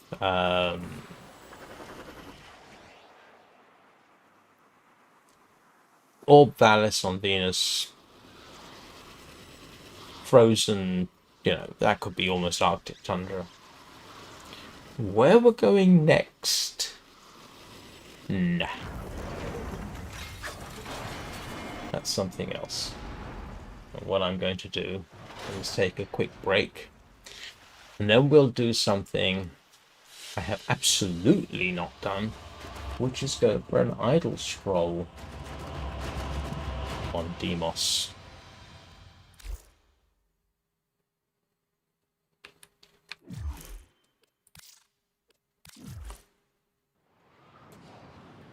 Yeah, that's quite a different environment.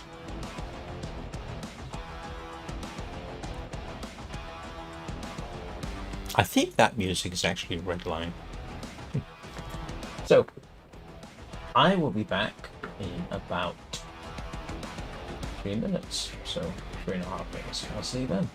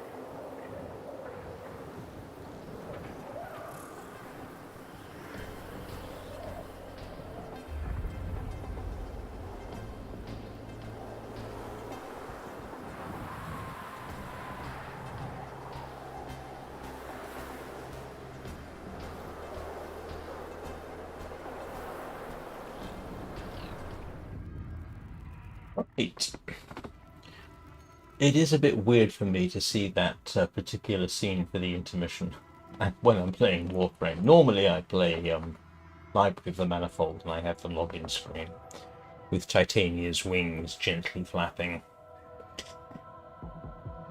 which, as I say, are not standard. If you decide to play the game and you get your hands on a Titania Prime, they don't come with those wings. Right. So one more place I think we can visit, given that it's taken me nearly an hour to do each one. Deimos seems appropriate. We are going to the Cambion Drift. Now, the Cambion Drift is most emphatically not like the other two places. This is decidedly alien and arguably much more hostile, but we're still going to try the same thing and have a wee bit of an explore.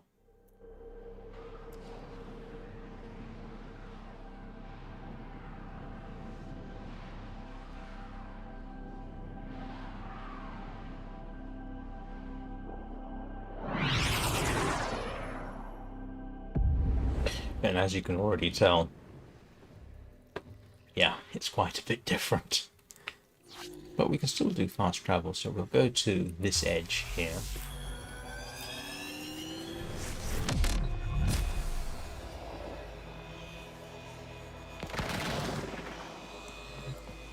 Welcome to the Cambion Drift on Deimos.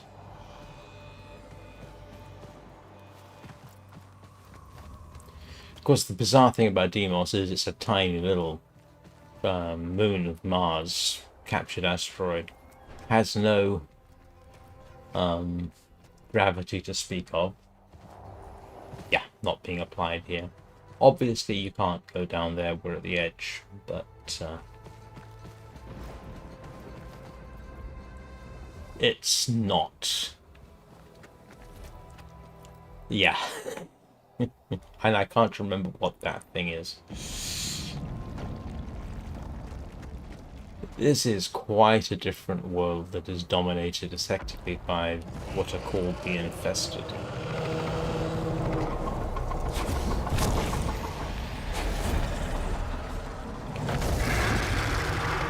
Oh, it looks like we've got the daylight transition.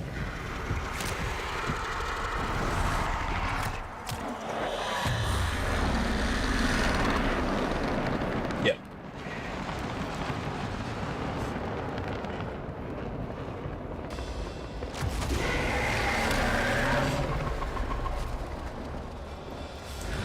So instead of being, I suppose, dominated by the Corpus and the Grenier, here you have the Infested, who are more like wildlife than they are anything else. And you'll get to see some of them as we amble around.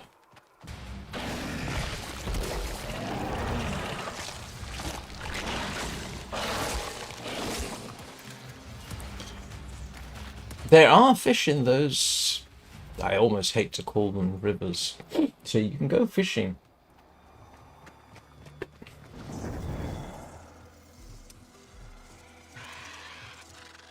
As well, so yeah. And you can go tranquilize some animals. There is wildlife here that you can pick up and tranquilize. So you got some of the same things going on.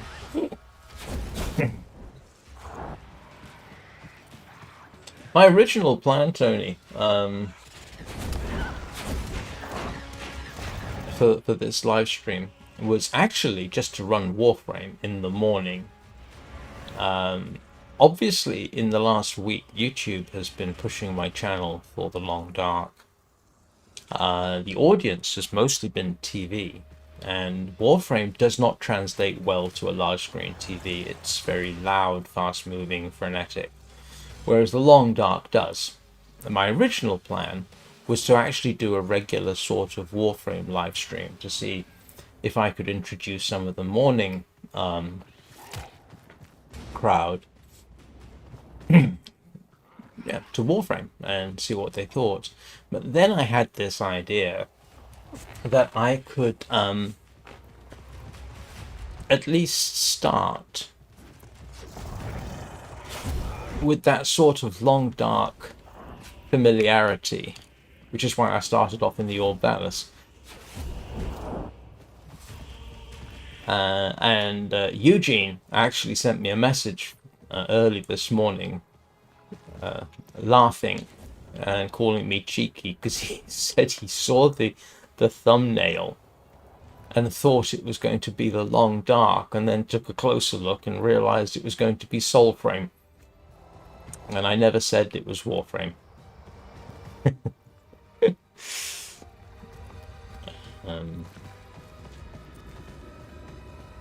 But I thought, yeah, in the end, I thought, you know what? Let's try and do a more calming Warframe stream and see what people think. And the answer appears to be 155 watchers right now, which will probably translate to something like 250, 300 views. At a rough guess, I'm at the edge. But yeah, that's a lot more hostile here. So, but I still don't intend to actually engage in anything. And like I say, there's fishing in this as well. Yeah, you can fish in all 3 locations.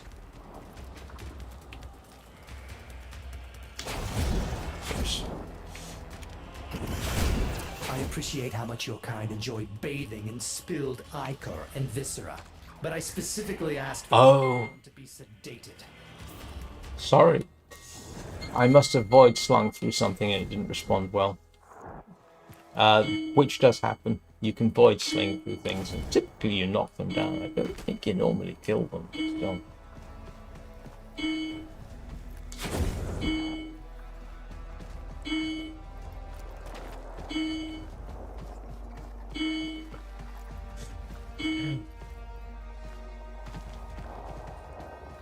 But Jess, you are kind of correct. This does look like you're on Mars. Well, that's because Mars is... I'm not sure. Yeah, there's Mars.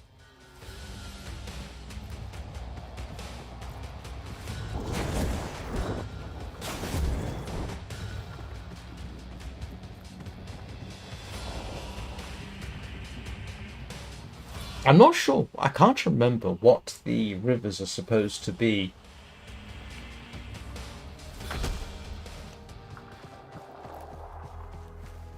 They're sort of ichorous. And, you know, you do run a lot of missions here. If you feel like it. It took me a while to get used to this place when I was starting out. I mean, one of the things about Venus and Earth is at least they are recognizably sort of based on, well, Earth.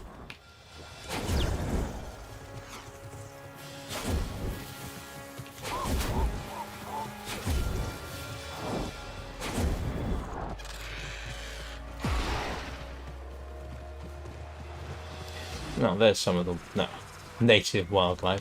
If the word native and wildlife can be said to apply to something like Demos, which of course it doesn't. I can't remember the law for this. If you simply think experiments gone amok, you would not be incorrect. Yeah.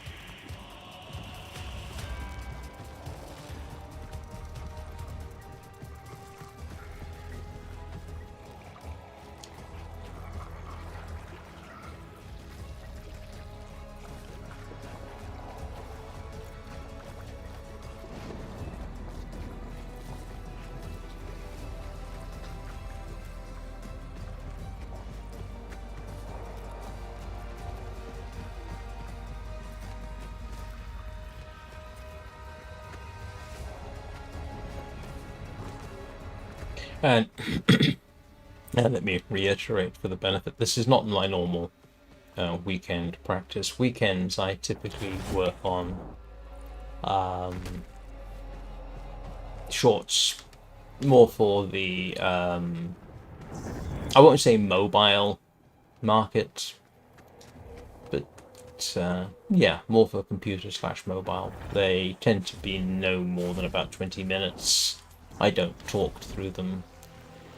They're more like demonstrations than anything else.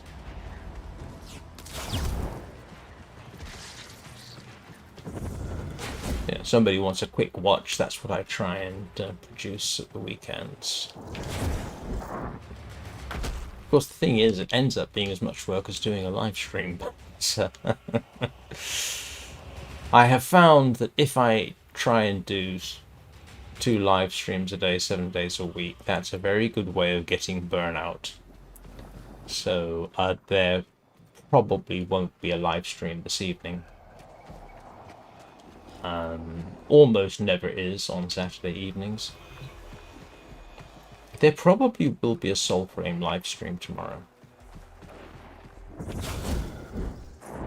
Which, in case anybody hasn't seen it, the way I play Soulframe is more like this. Because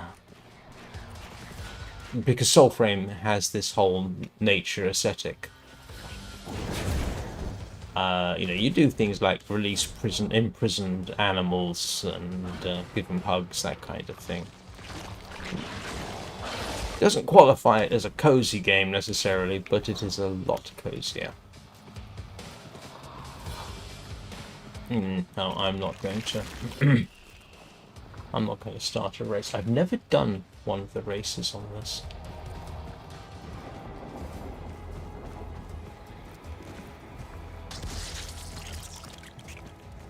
No, let's run away from the maggots.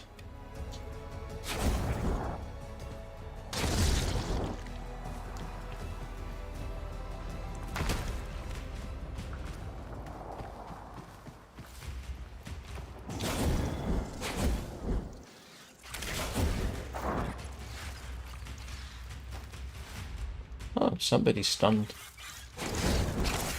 Okay, let's go and arrange a pickup for this.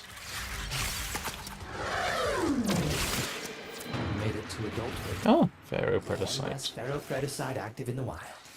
There are things with too many legs that will sleep easier tonight. You can actually deliberately go hunting and tranquilizing them and rescuing them, but you often find that they've been knocked out by something else, which is what happened there. And you do get credit for it. So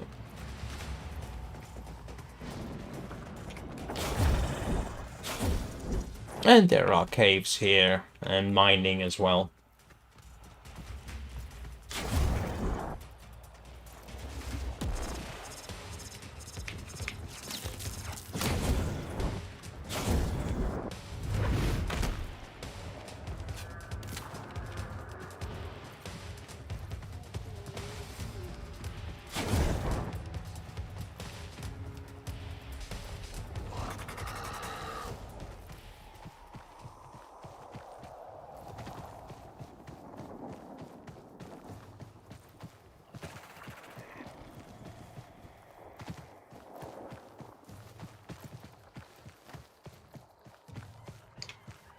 But in case anybody wants to see more of Warframe, I stream it in the evenings, typically 4 times a week. I used to do 5 times, but the way it Oh, you are quite the monstrosity, aren't you?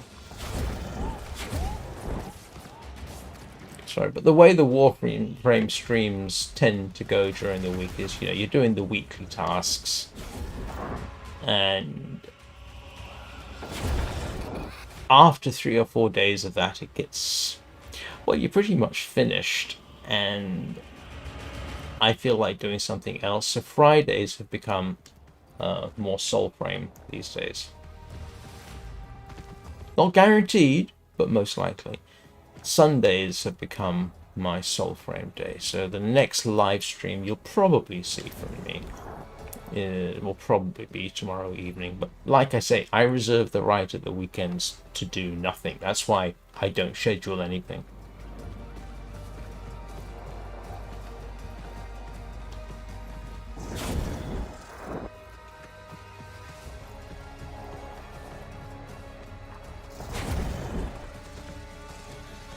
Oh, that's a Predacite.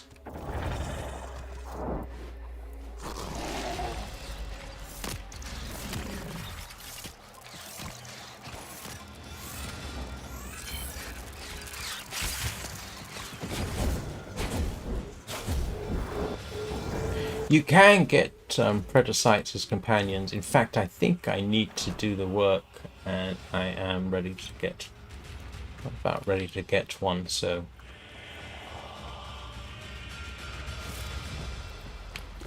would you stop shooting at me, please? Thank goodness for rapidly regenerating shield. Oh, there it is. No, it's not. That's an infested.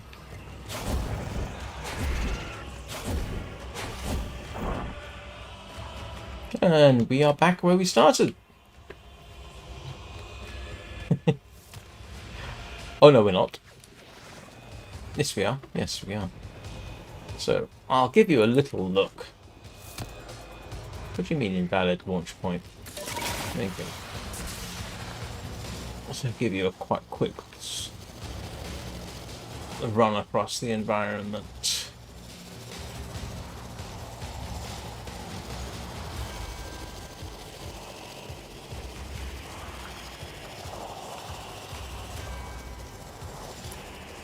As you can tell, it's not a particularly huge area, which I suppose is appropriate, you know, given the size of Demos. I mean, Demos being relatively small. Although, yeah, it does give the impression of being much larger, but this is pretty much your... Is that it? Do you know what? I hadn't realized how small an area this was.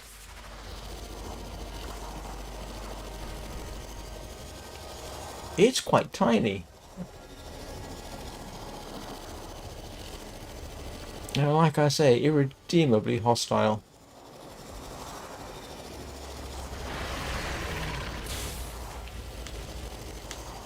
Sorry, I am breaking my own rule of not making this a calming experience. Do apologize.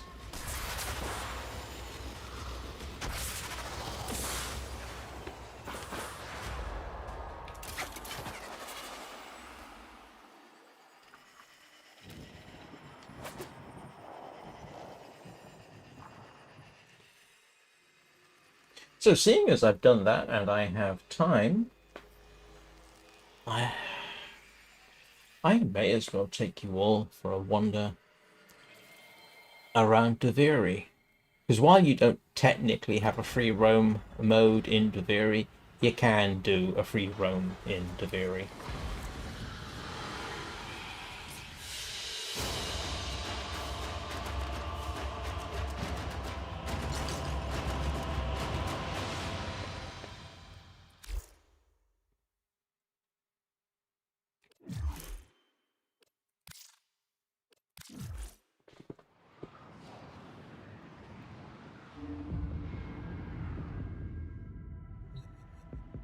Don't think I can do free roam.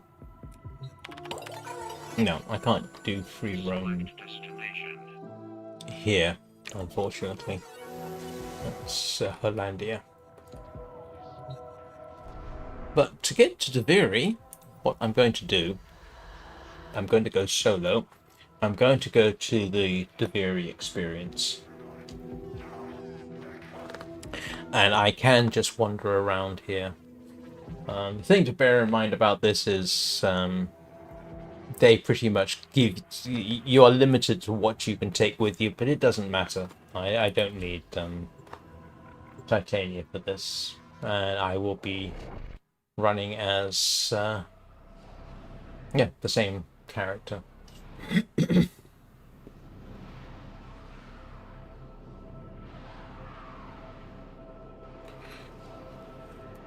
So this is the children's story come to life.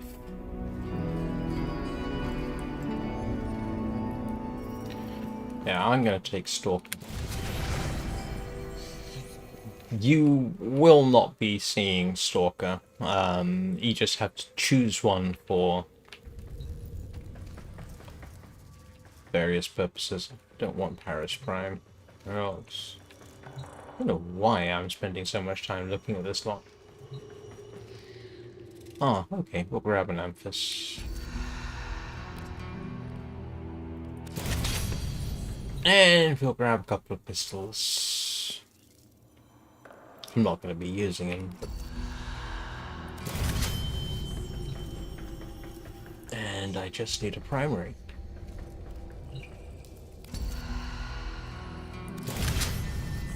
Alright.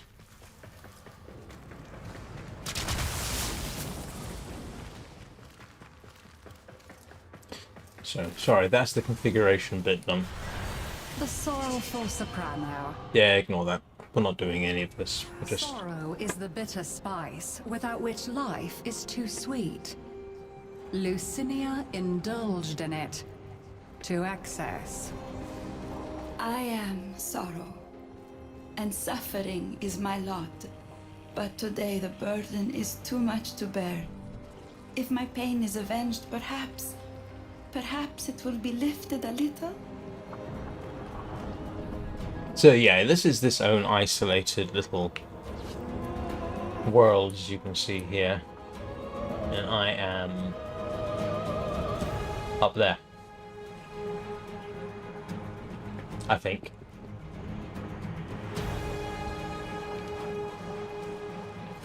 Well, at least I think I am. No, I'm not. I'm at the other end. Okay, that lets me anchor myself. I don't want to have fights with them, so...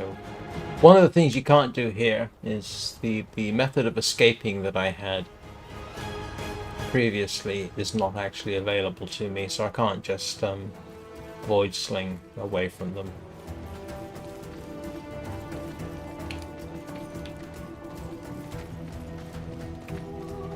The structure and I share much.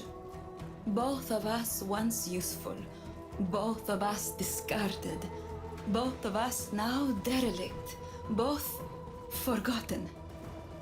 Might you bring it to life again? Yeah, I seem to have quite an entourage following behind me.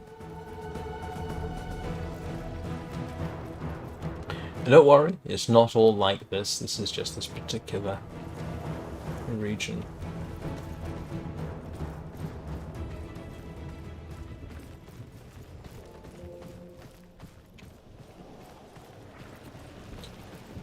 I'm trying to think if it's correct to say that each island is sort of like its own little biome / region, so it does get more interesting than this.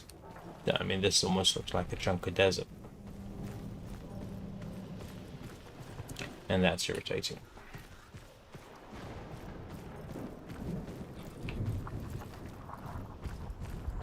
And I say you, I spent quite a lot of time here. You more or less have to if you're after certain things within the game.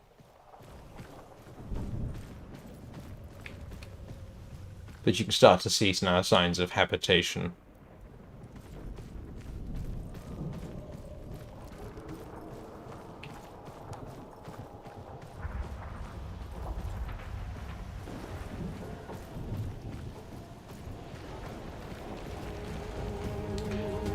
And there's various mini games and what have you, and resources to gather, so you don't actually have to come here and do the story. You can come here and then say, right, I wish to leave, and that works too.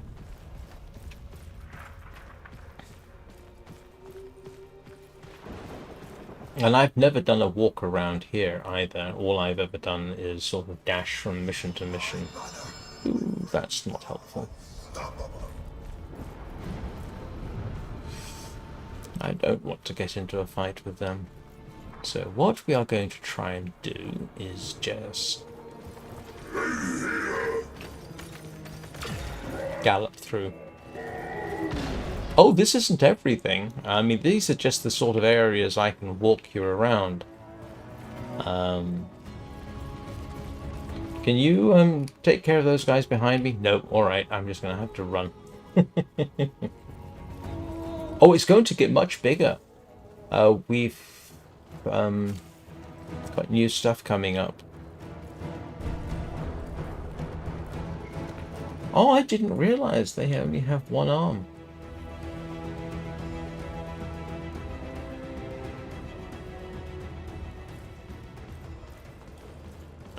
What's the... Yeah, the Tau update is coming, and that's going to be completely different. So there'll be even more to do. The game keeps expanding. It's been slowly expanding for, what, 13 years? First day of the rest of my life. Again. Wahoo! So it's remained relevant for... Oh no, it's not DLC. It's additional parts of the game. You don't pay for them. They'll just do an update. And it's free to play. And it's not pay to win. I mean, paying for stuff does help you in certain ways, yes, but you don't have to. You could,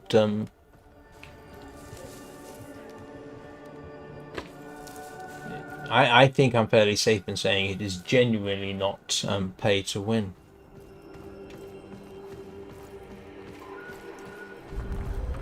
If you see me equipped with something, you can get it. It's... Let's see if I can make that jump.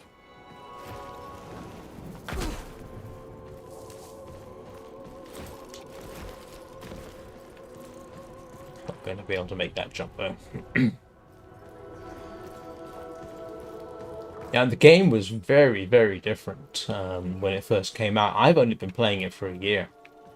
There are people who have been playing this practically since release. And they're still playing. I think there's about 10,000 people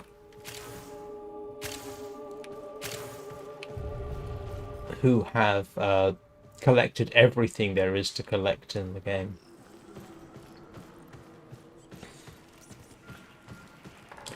Now, it occurs to me that I may have to hit a few things, so I apologize in advance if that turns out to be the case. And this is the underground, a part of this particular floating island. And what I really want to do is get to the surface. Hello, surface.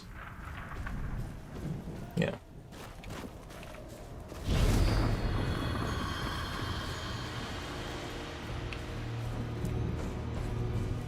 So what we were just doing was walking around pretty much under there.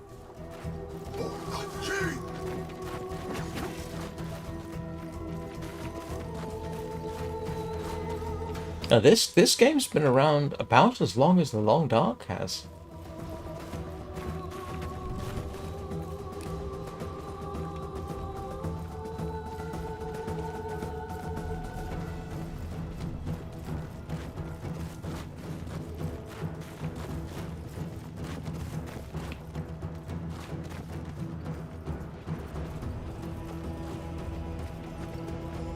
So where did we come from? Oh. Time to end this. He's going to be difficult. Oh. Yep, he's really determined that he wants to make my life interesting.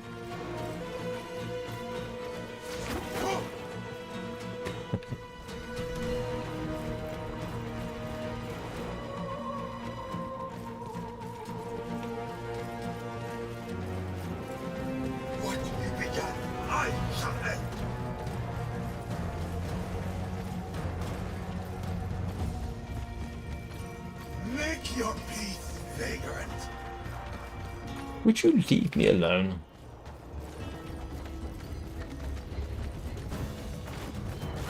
Prepare to be humbled, imposter. Oh, that's an entrance to the Undercroft, which is when your Warframe comes in handy. But I'm not going there. I haven't opened it up. Is this Kalabo's hold? No, it's not. To my better comrades. This guy is really irritating me. No. So are you.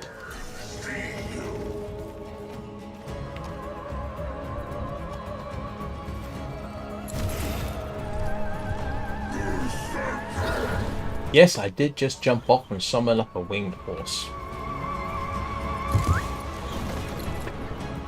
Hey, Capstone Investor.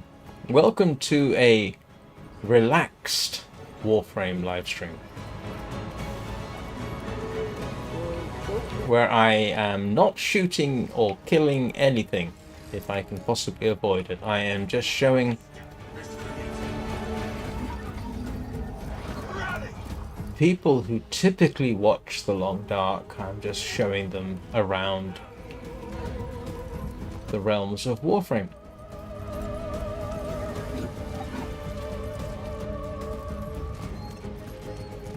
Yeah, I heard. And Baruch Prime too, I think.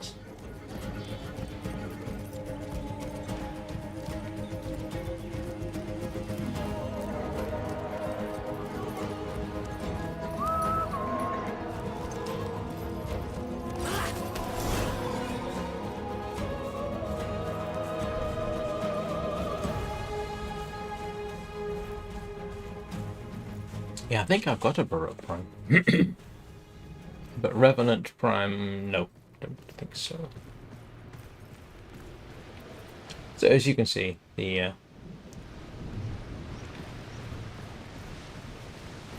regions do change quite dramatically.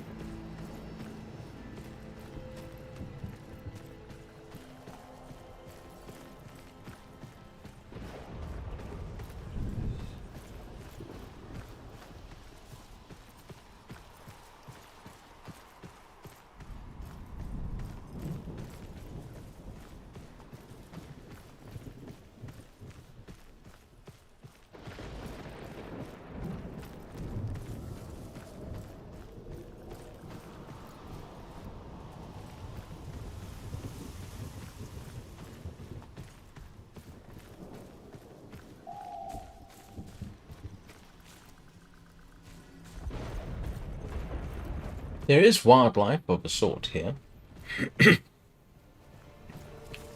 Like that owl type thing. We should come across the Thames. Yep, I've been to the Void Trader. I picked up both machetes and a shotgun mod. One of the 6060s that I didn't have.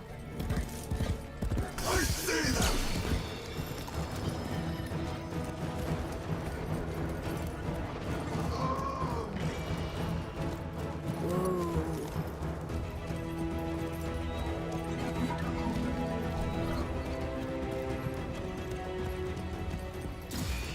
My hands, I channel healing strength.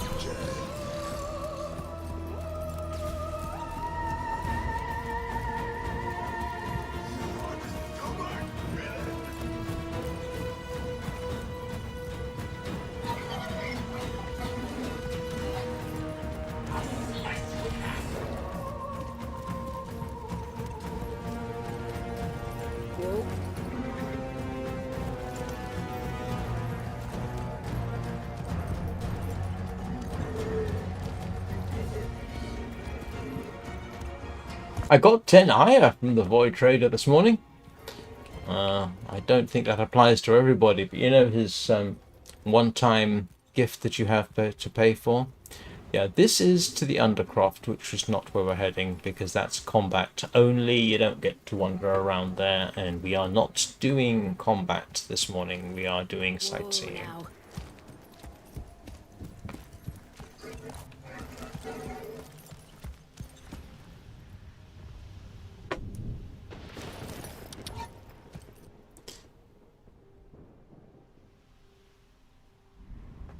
And I think, is that the Zara? Yeah, that's the Zaraman. As I recall, the Zaraman there is sort of, you know, the Zaraman, if I remember the lore correctly, is stuck in the void and is kind of holding the rift open, acting as a bridge between Deviri and the rest of the game. I think that's a reasonable approximation. Yeah, but it's always worth remembering. Deviri is a children's story made real by the void. whoa there. Oh, here's another wrinkle for you. The Drifter, that's this person, and the Operator are the same person, but separated by decisions that were made at different times. Whoa, now. The Drifter is older. In fact, you can... I've set up my Drifter and Operator so that they, in principle, should look exactly the same. But the Drifter is older than the Operator. And here's something to remember, which is never entirely made emphasized. The Tenno, that is the protagonists of the game, they are traumatized teenagers given access to massive firepower and essentially act as mercenaries within the Origin system.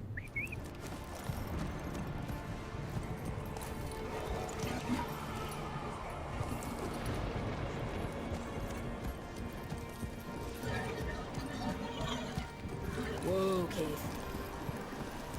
Yeah. There you go. This is a Tam, I think. No, it's not. That's not a Tam. All right. But I should be able to say hello. Yeah. Yeah. There you go. That's That's the good not a good example. Let's try that again. There we go. How's that? You like that? Yeah.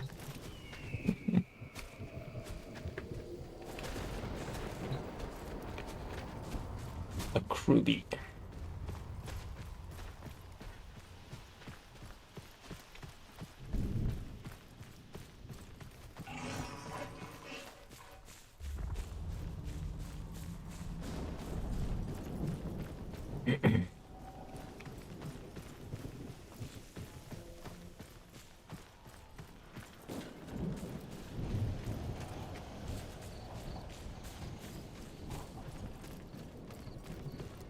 For some strange reason, I find it actually quite easy to get lost here.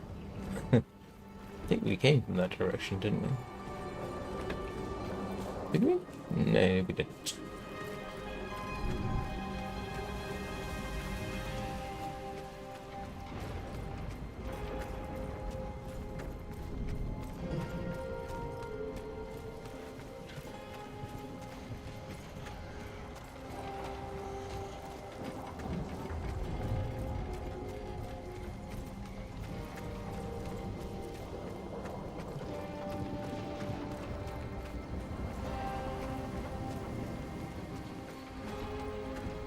Yeah, there's a huge amount of lore in the game, and I really don't remember as much of it as I should.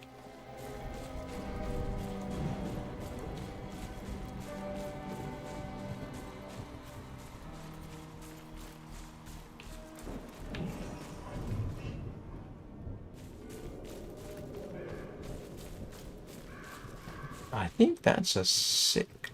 Oh, a hapless beast. Yes, it is. Wretched. Help them. Oh, please help them do. Oh, man. You got some real muscle, don't ya?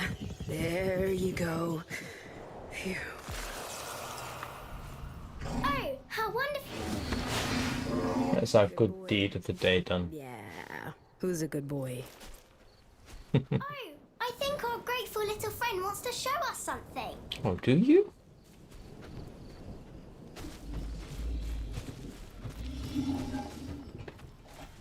See, I haven't fired a shot and I haven't killed anything. Oh, thank you. Wow. Thanks. I guess we're even.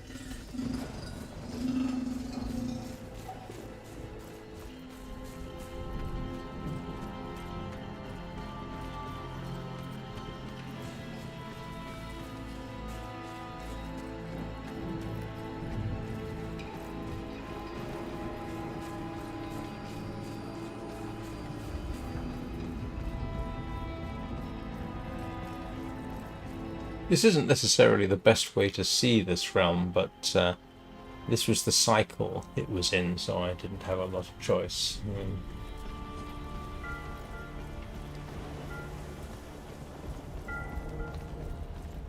Different stories give it a different overall look in the same sort of territory.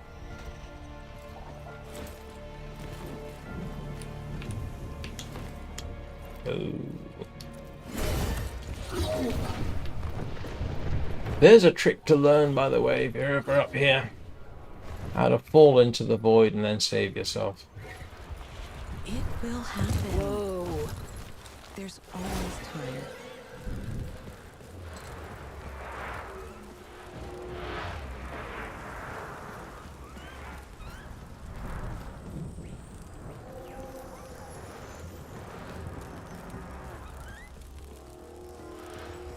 If you want to, you can play as musical instruments.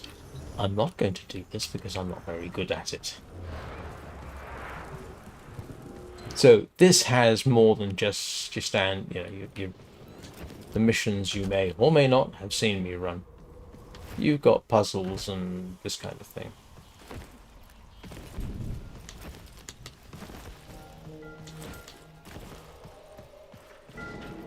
And you can suffer from fall damage, so I'm not going to hop off the edge.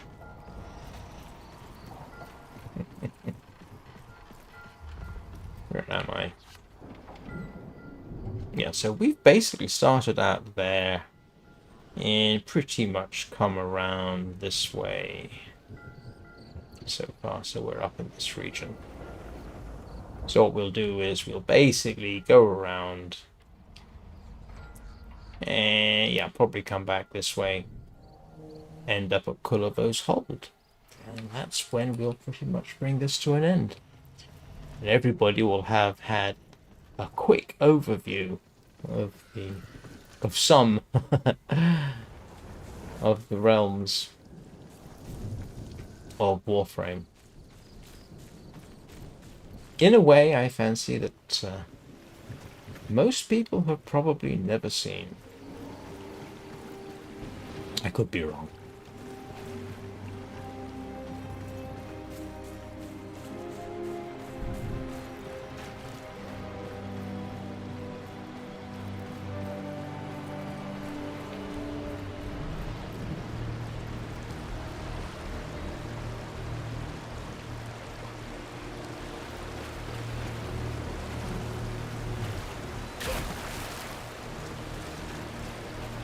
Well, unlike Minecraft, dropping into water does not save you from harm.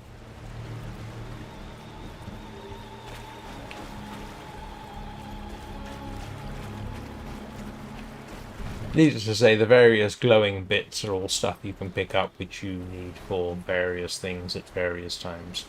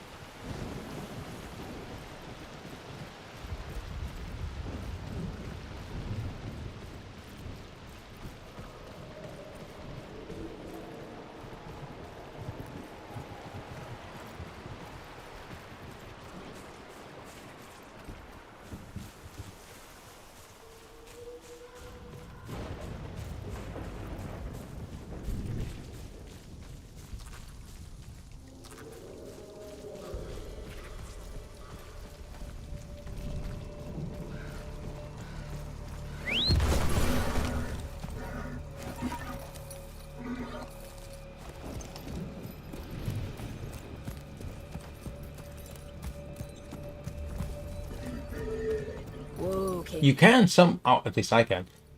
When you've done enough bits and pieces, you can summon up a cave like this one. On certainly can on the plains of Eidolon. I think you can on the Orb Bowers as well. Yes. Well, technically it's it's called a Kaith, Kaithe. But yeah, it's got a horse. And a motorbike. And a sort of hoverboard. And that thing I was flying around with, an archwing. And you can get your own spaceship called a railjack. Oh yeah, I mean, I've just been showing you some of the environments that it's easy to walk around. The amount of other stuff in the game is huge. And it looks like I'm just going to have to charge straight through this lot. Go, go!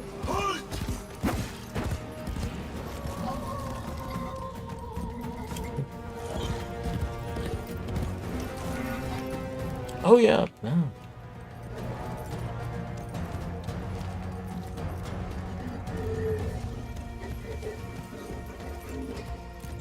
I mean, you can... I say... A lot of it does come down to, oh, we're going to grind for this. But I mean, you know, if you want to do... I haven't done all the railjack missions. I haven't completed the Steel Path. Although I'm working on that.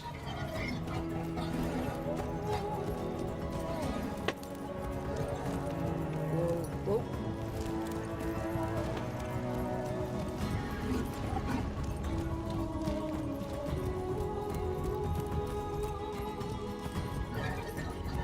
I am terrible at the hoverboard. The one remaining quest I have not completed is the hoverboard quest, because I'm terrible at it and I can't figure it out, so I've more or less stopped worrying about it.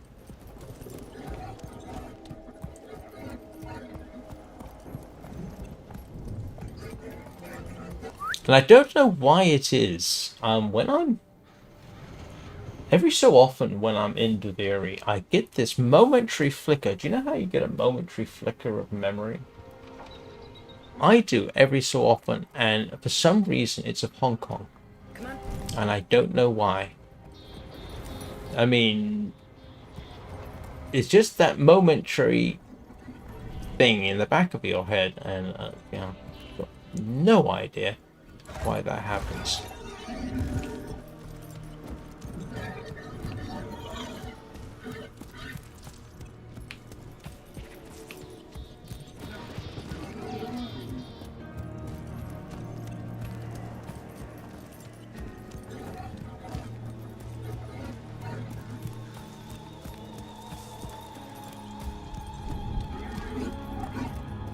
Whoa, now. Trying to think. I mean, I've talked about Hong Kong before, but most of you probably haven't. I spent a bit of time there. My second ex-wife is from Hong Kong, so I spent quite a bit of time, especially in the Chinese sections. But a surprising amount of Hong Kong is not built on. I think only about a third of it is actually suitable for building on. Because of the mountains, they kind of get in the way of that kind of thing. But it's possible that what I'm remembering is part of the more rural areas, except that Hong Kong is subtropical. So it's definitely not like this. So I've got no idea why that little flicker occurs in the back of my head.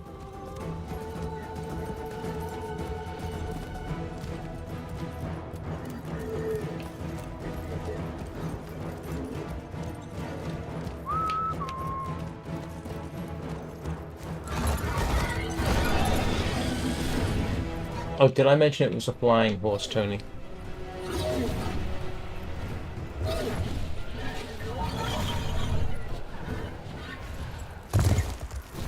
Whoa.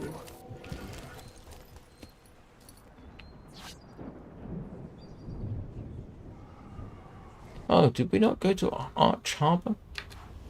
Giddy up. Should be. What was that?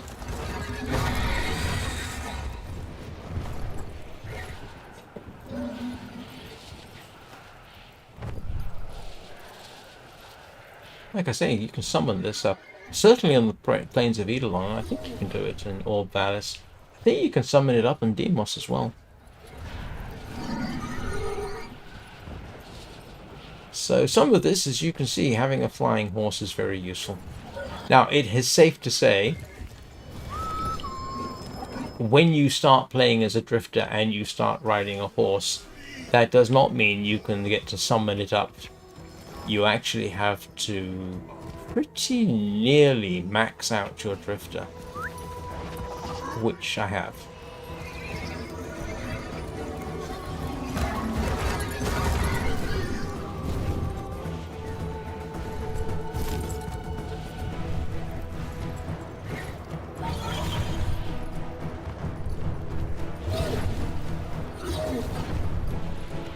Yeah, you can definitely get better views and better vistas when there's a different story going. I didn't ask anything, did I? I don't think I asked. Doesn't matter. Oh! No, I said just in case you hadn't realised, yes, it's a flying horse.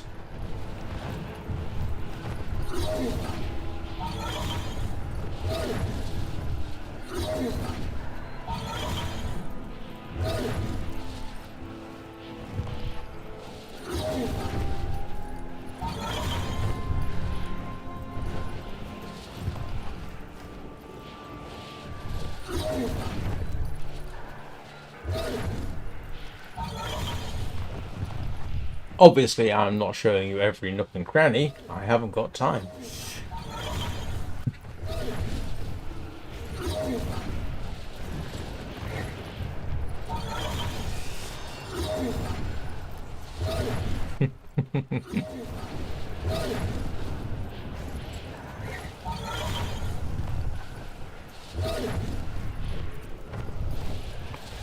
Yeah, it's very important that it flies as well. You need it for fighting the Orroworm. There is a fairly significant battle you get to fight here.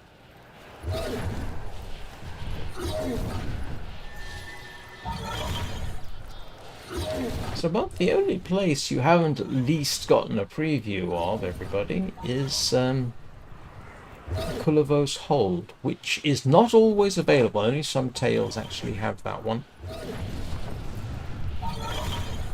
Which is this place, I think. Yeah. And this is significant because if you want the Kulavo Warframe, you do need to grind this endlessly.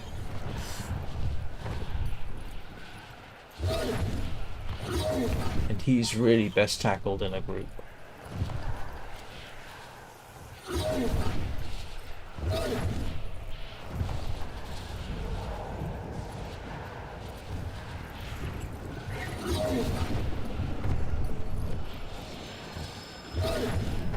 And the funny thing is, you can actually fire. I have both a bike and a hoverboard. I haven't completed the hoverboard quests, but I've got a bike and a hoverboard, yeah. And a railjack and an archwing and a Kaith, and yeah.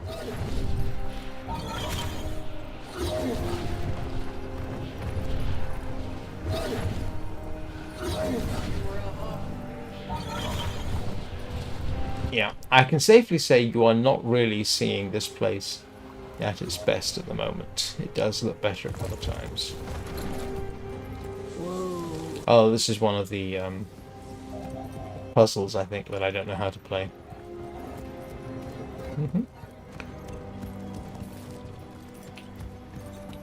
So, anyway. This doesn't really do me any good.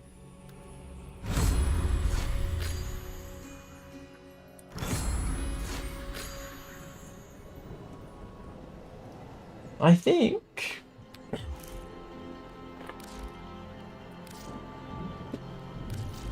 that's pretty much what I can easily show you in terms of wandering around and not having to shoot everything.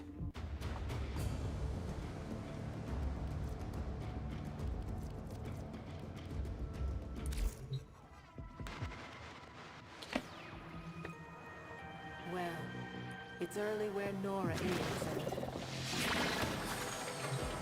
Oh, just for amusement's sake. So this is the Drifter. And this is exactly the same face, but as the operator. So you can see this is obviously a much younger person. Even with exactly the same facial model. So what we shall do is what I hope to try and do, which is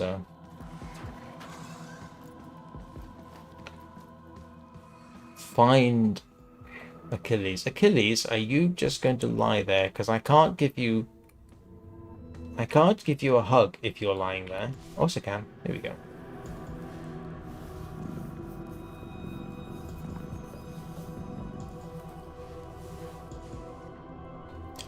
Always remember to hug your Kubro and your Kavat and other chitinous horrors.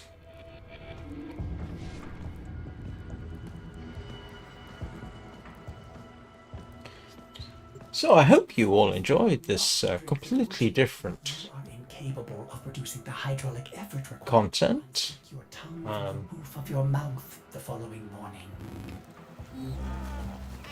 It was very interesting for me, if nothing else, simply because I don't normally have the time to sort of sit down and just walk around. And today I did. So thank you very much for giving me the opportunity.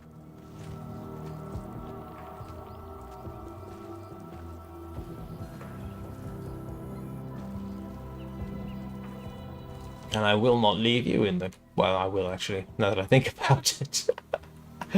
The final extra was going to be back on Orb Valis and the Howling Blizzard, I'm afraid. I did not actually anticipate spending 3 hours just walking around the bits that you can just walk around. I thought the stream would end up devolving into a typical Warframe grind, and it didn't. So, thank you everybody for giving me the opportunity to do this. It just so as I say, it's the weekend. That's I feel free to do whatever I like at the weekends. I have nothing specific scheduled. You won't find me having written anything down about my schedule for the weekend. So if you are somebody who has watched me on The Long Dark, The Long Dark will return on Monday, as usual. If you feel like joining me for Warframe during the weeks, I know it might be difficult for some of you because that more or less corresponds to between... my evening live streams correspond to between 9 AM and midday in the United States, which may not be that suitable for many of you.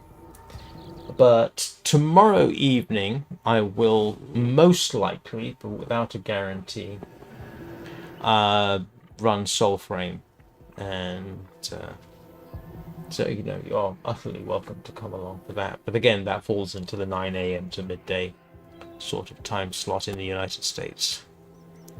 Not much I can do about that, unfortunately.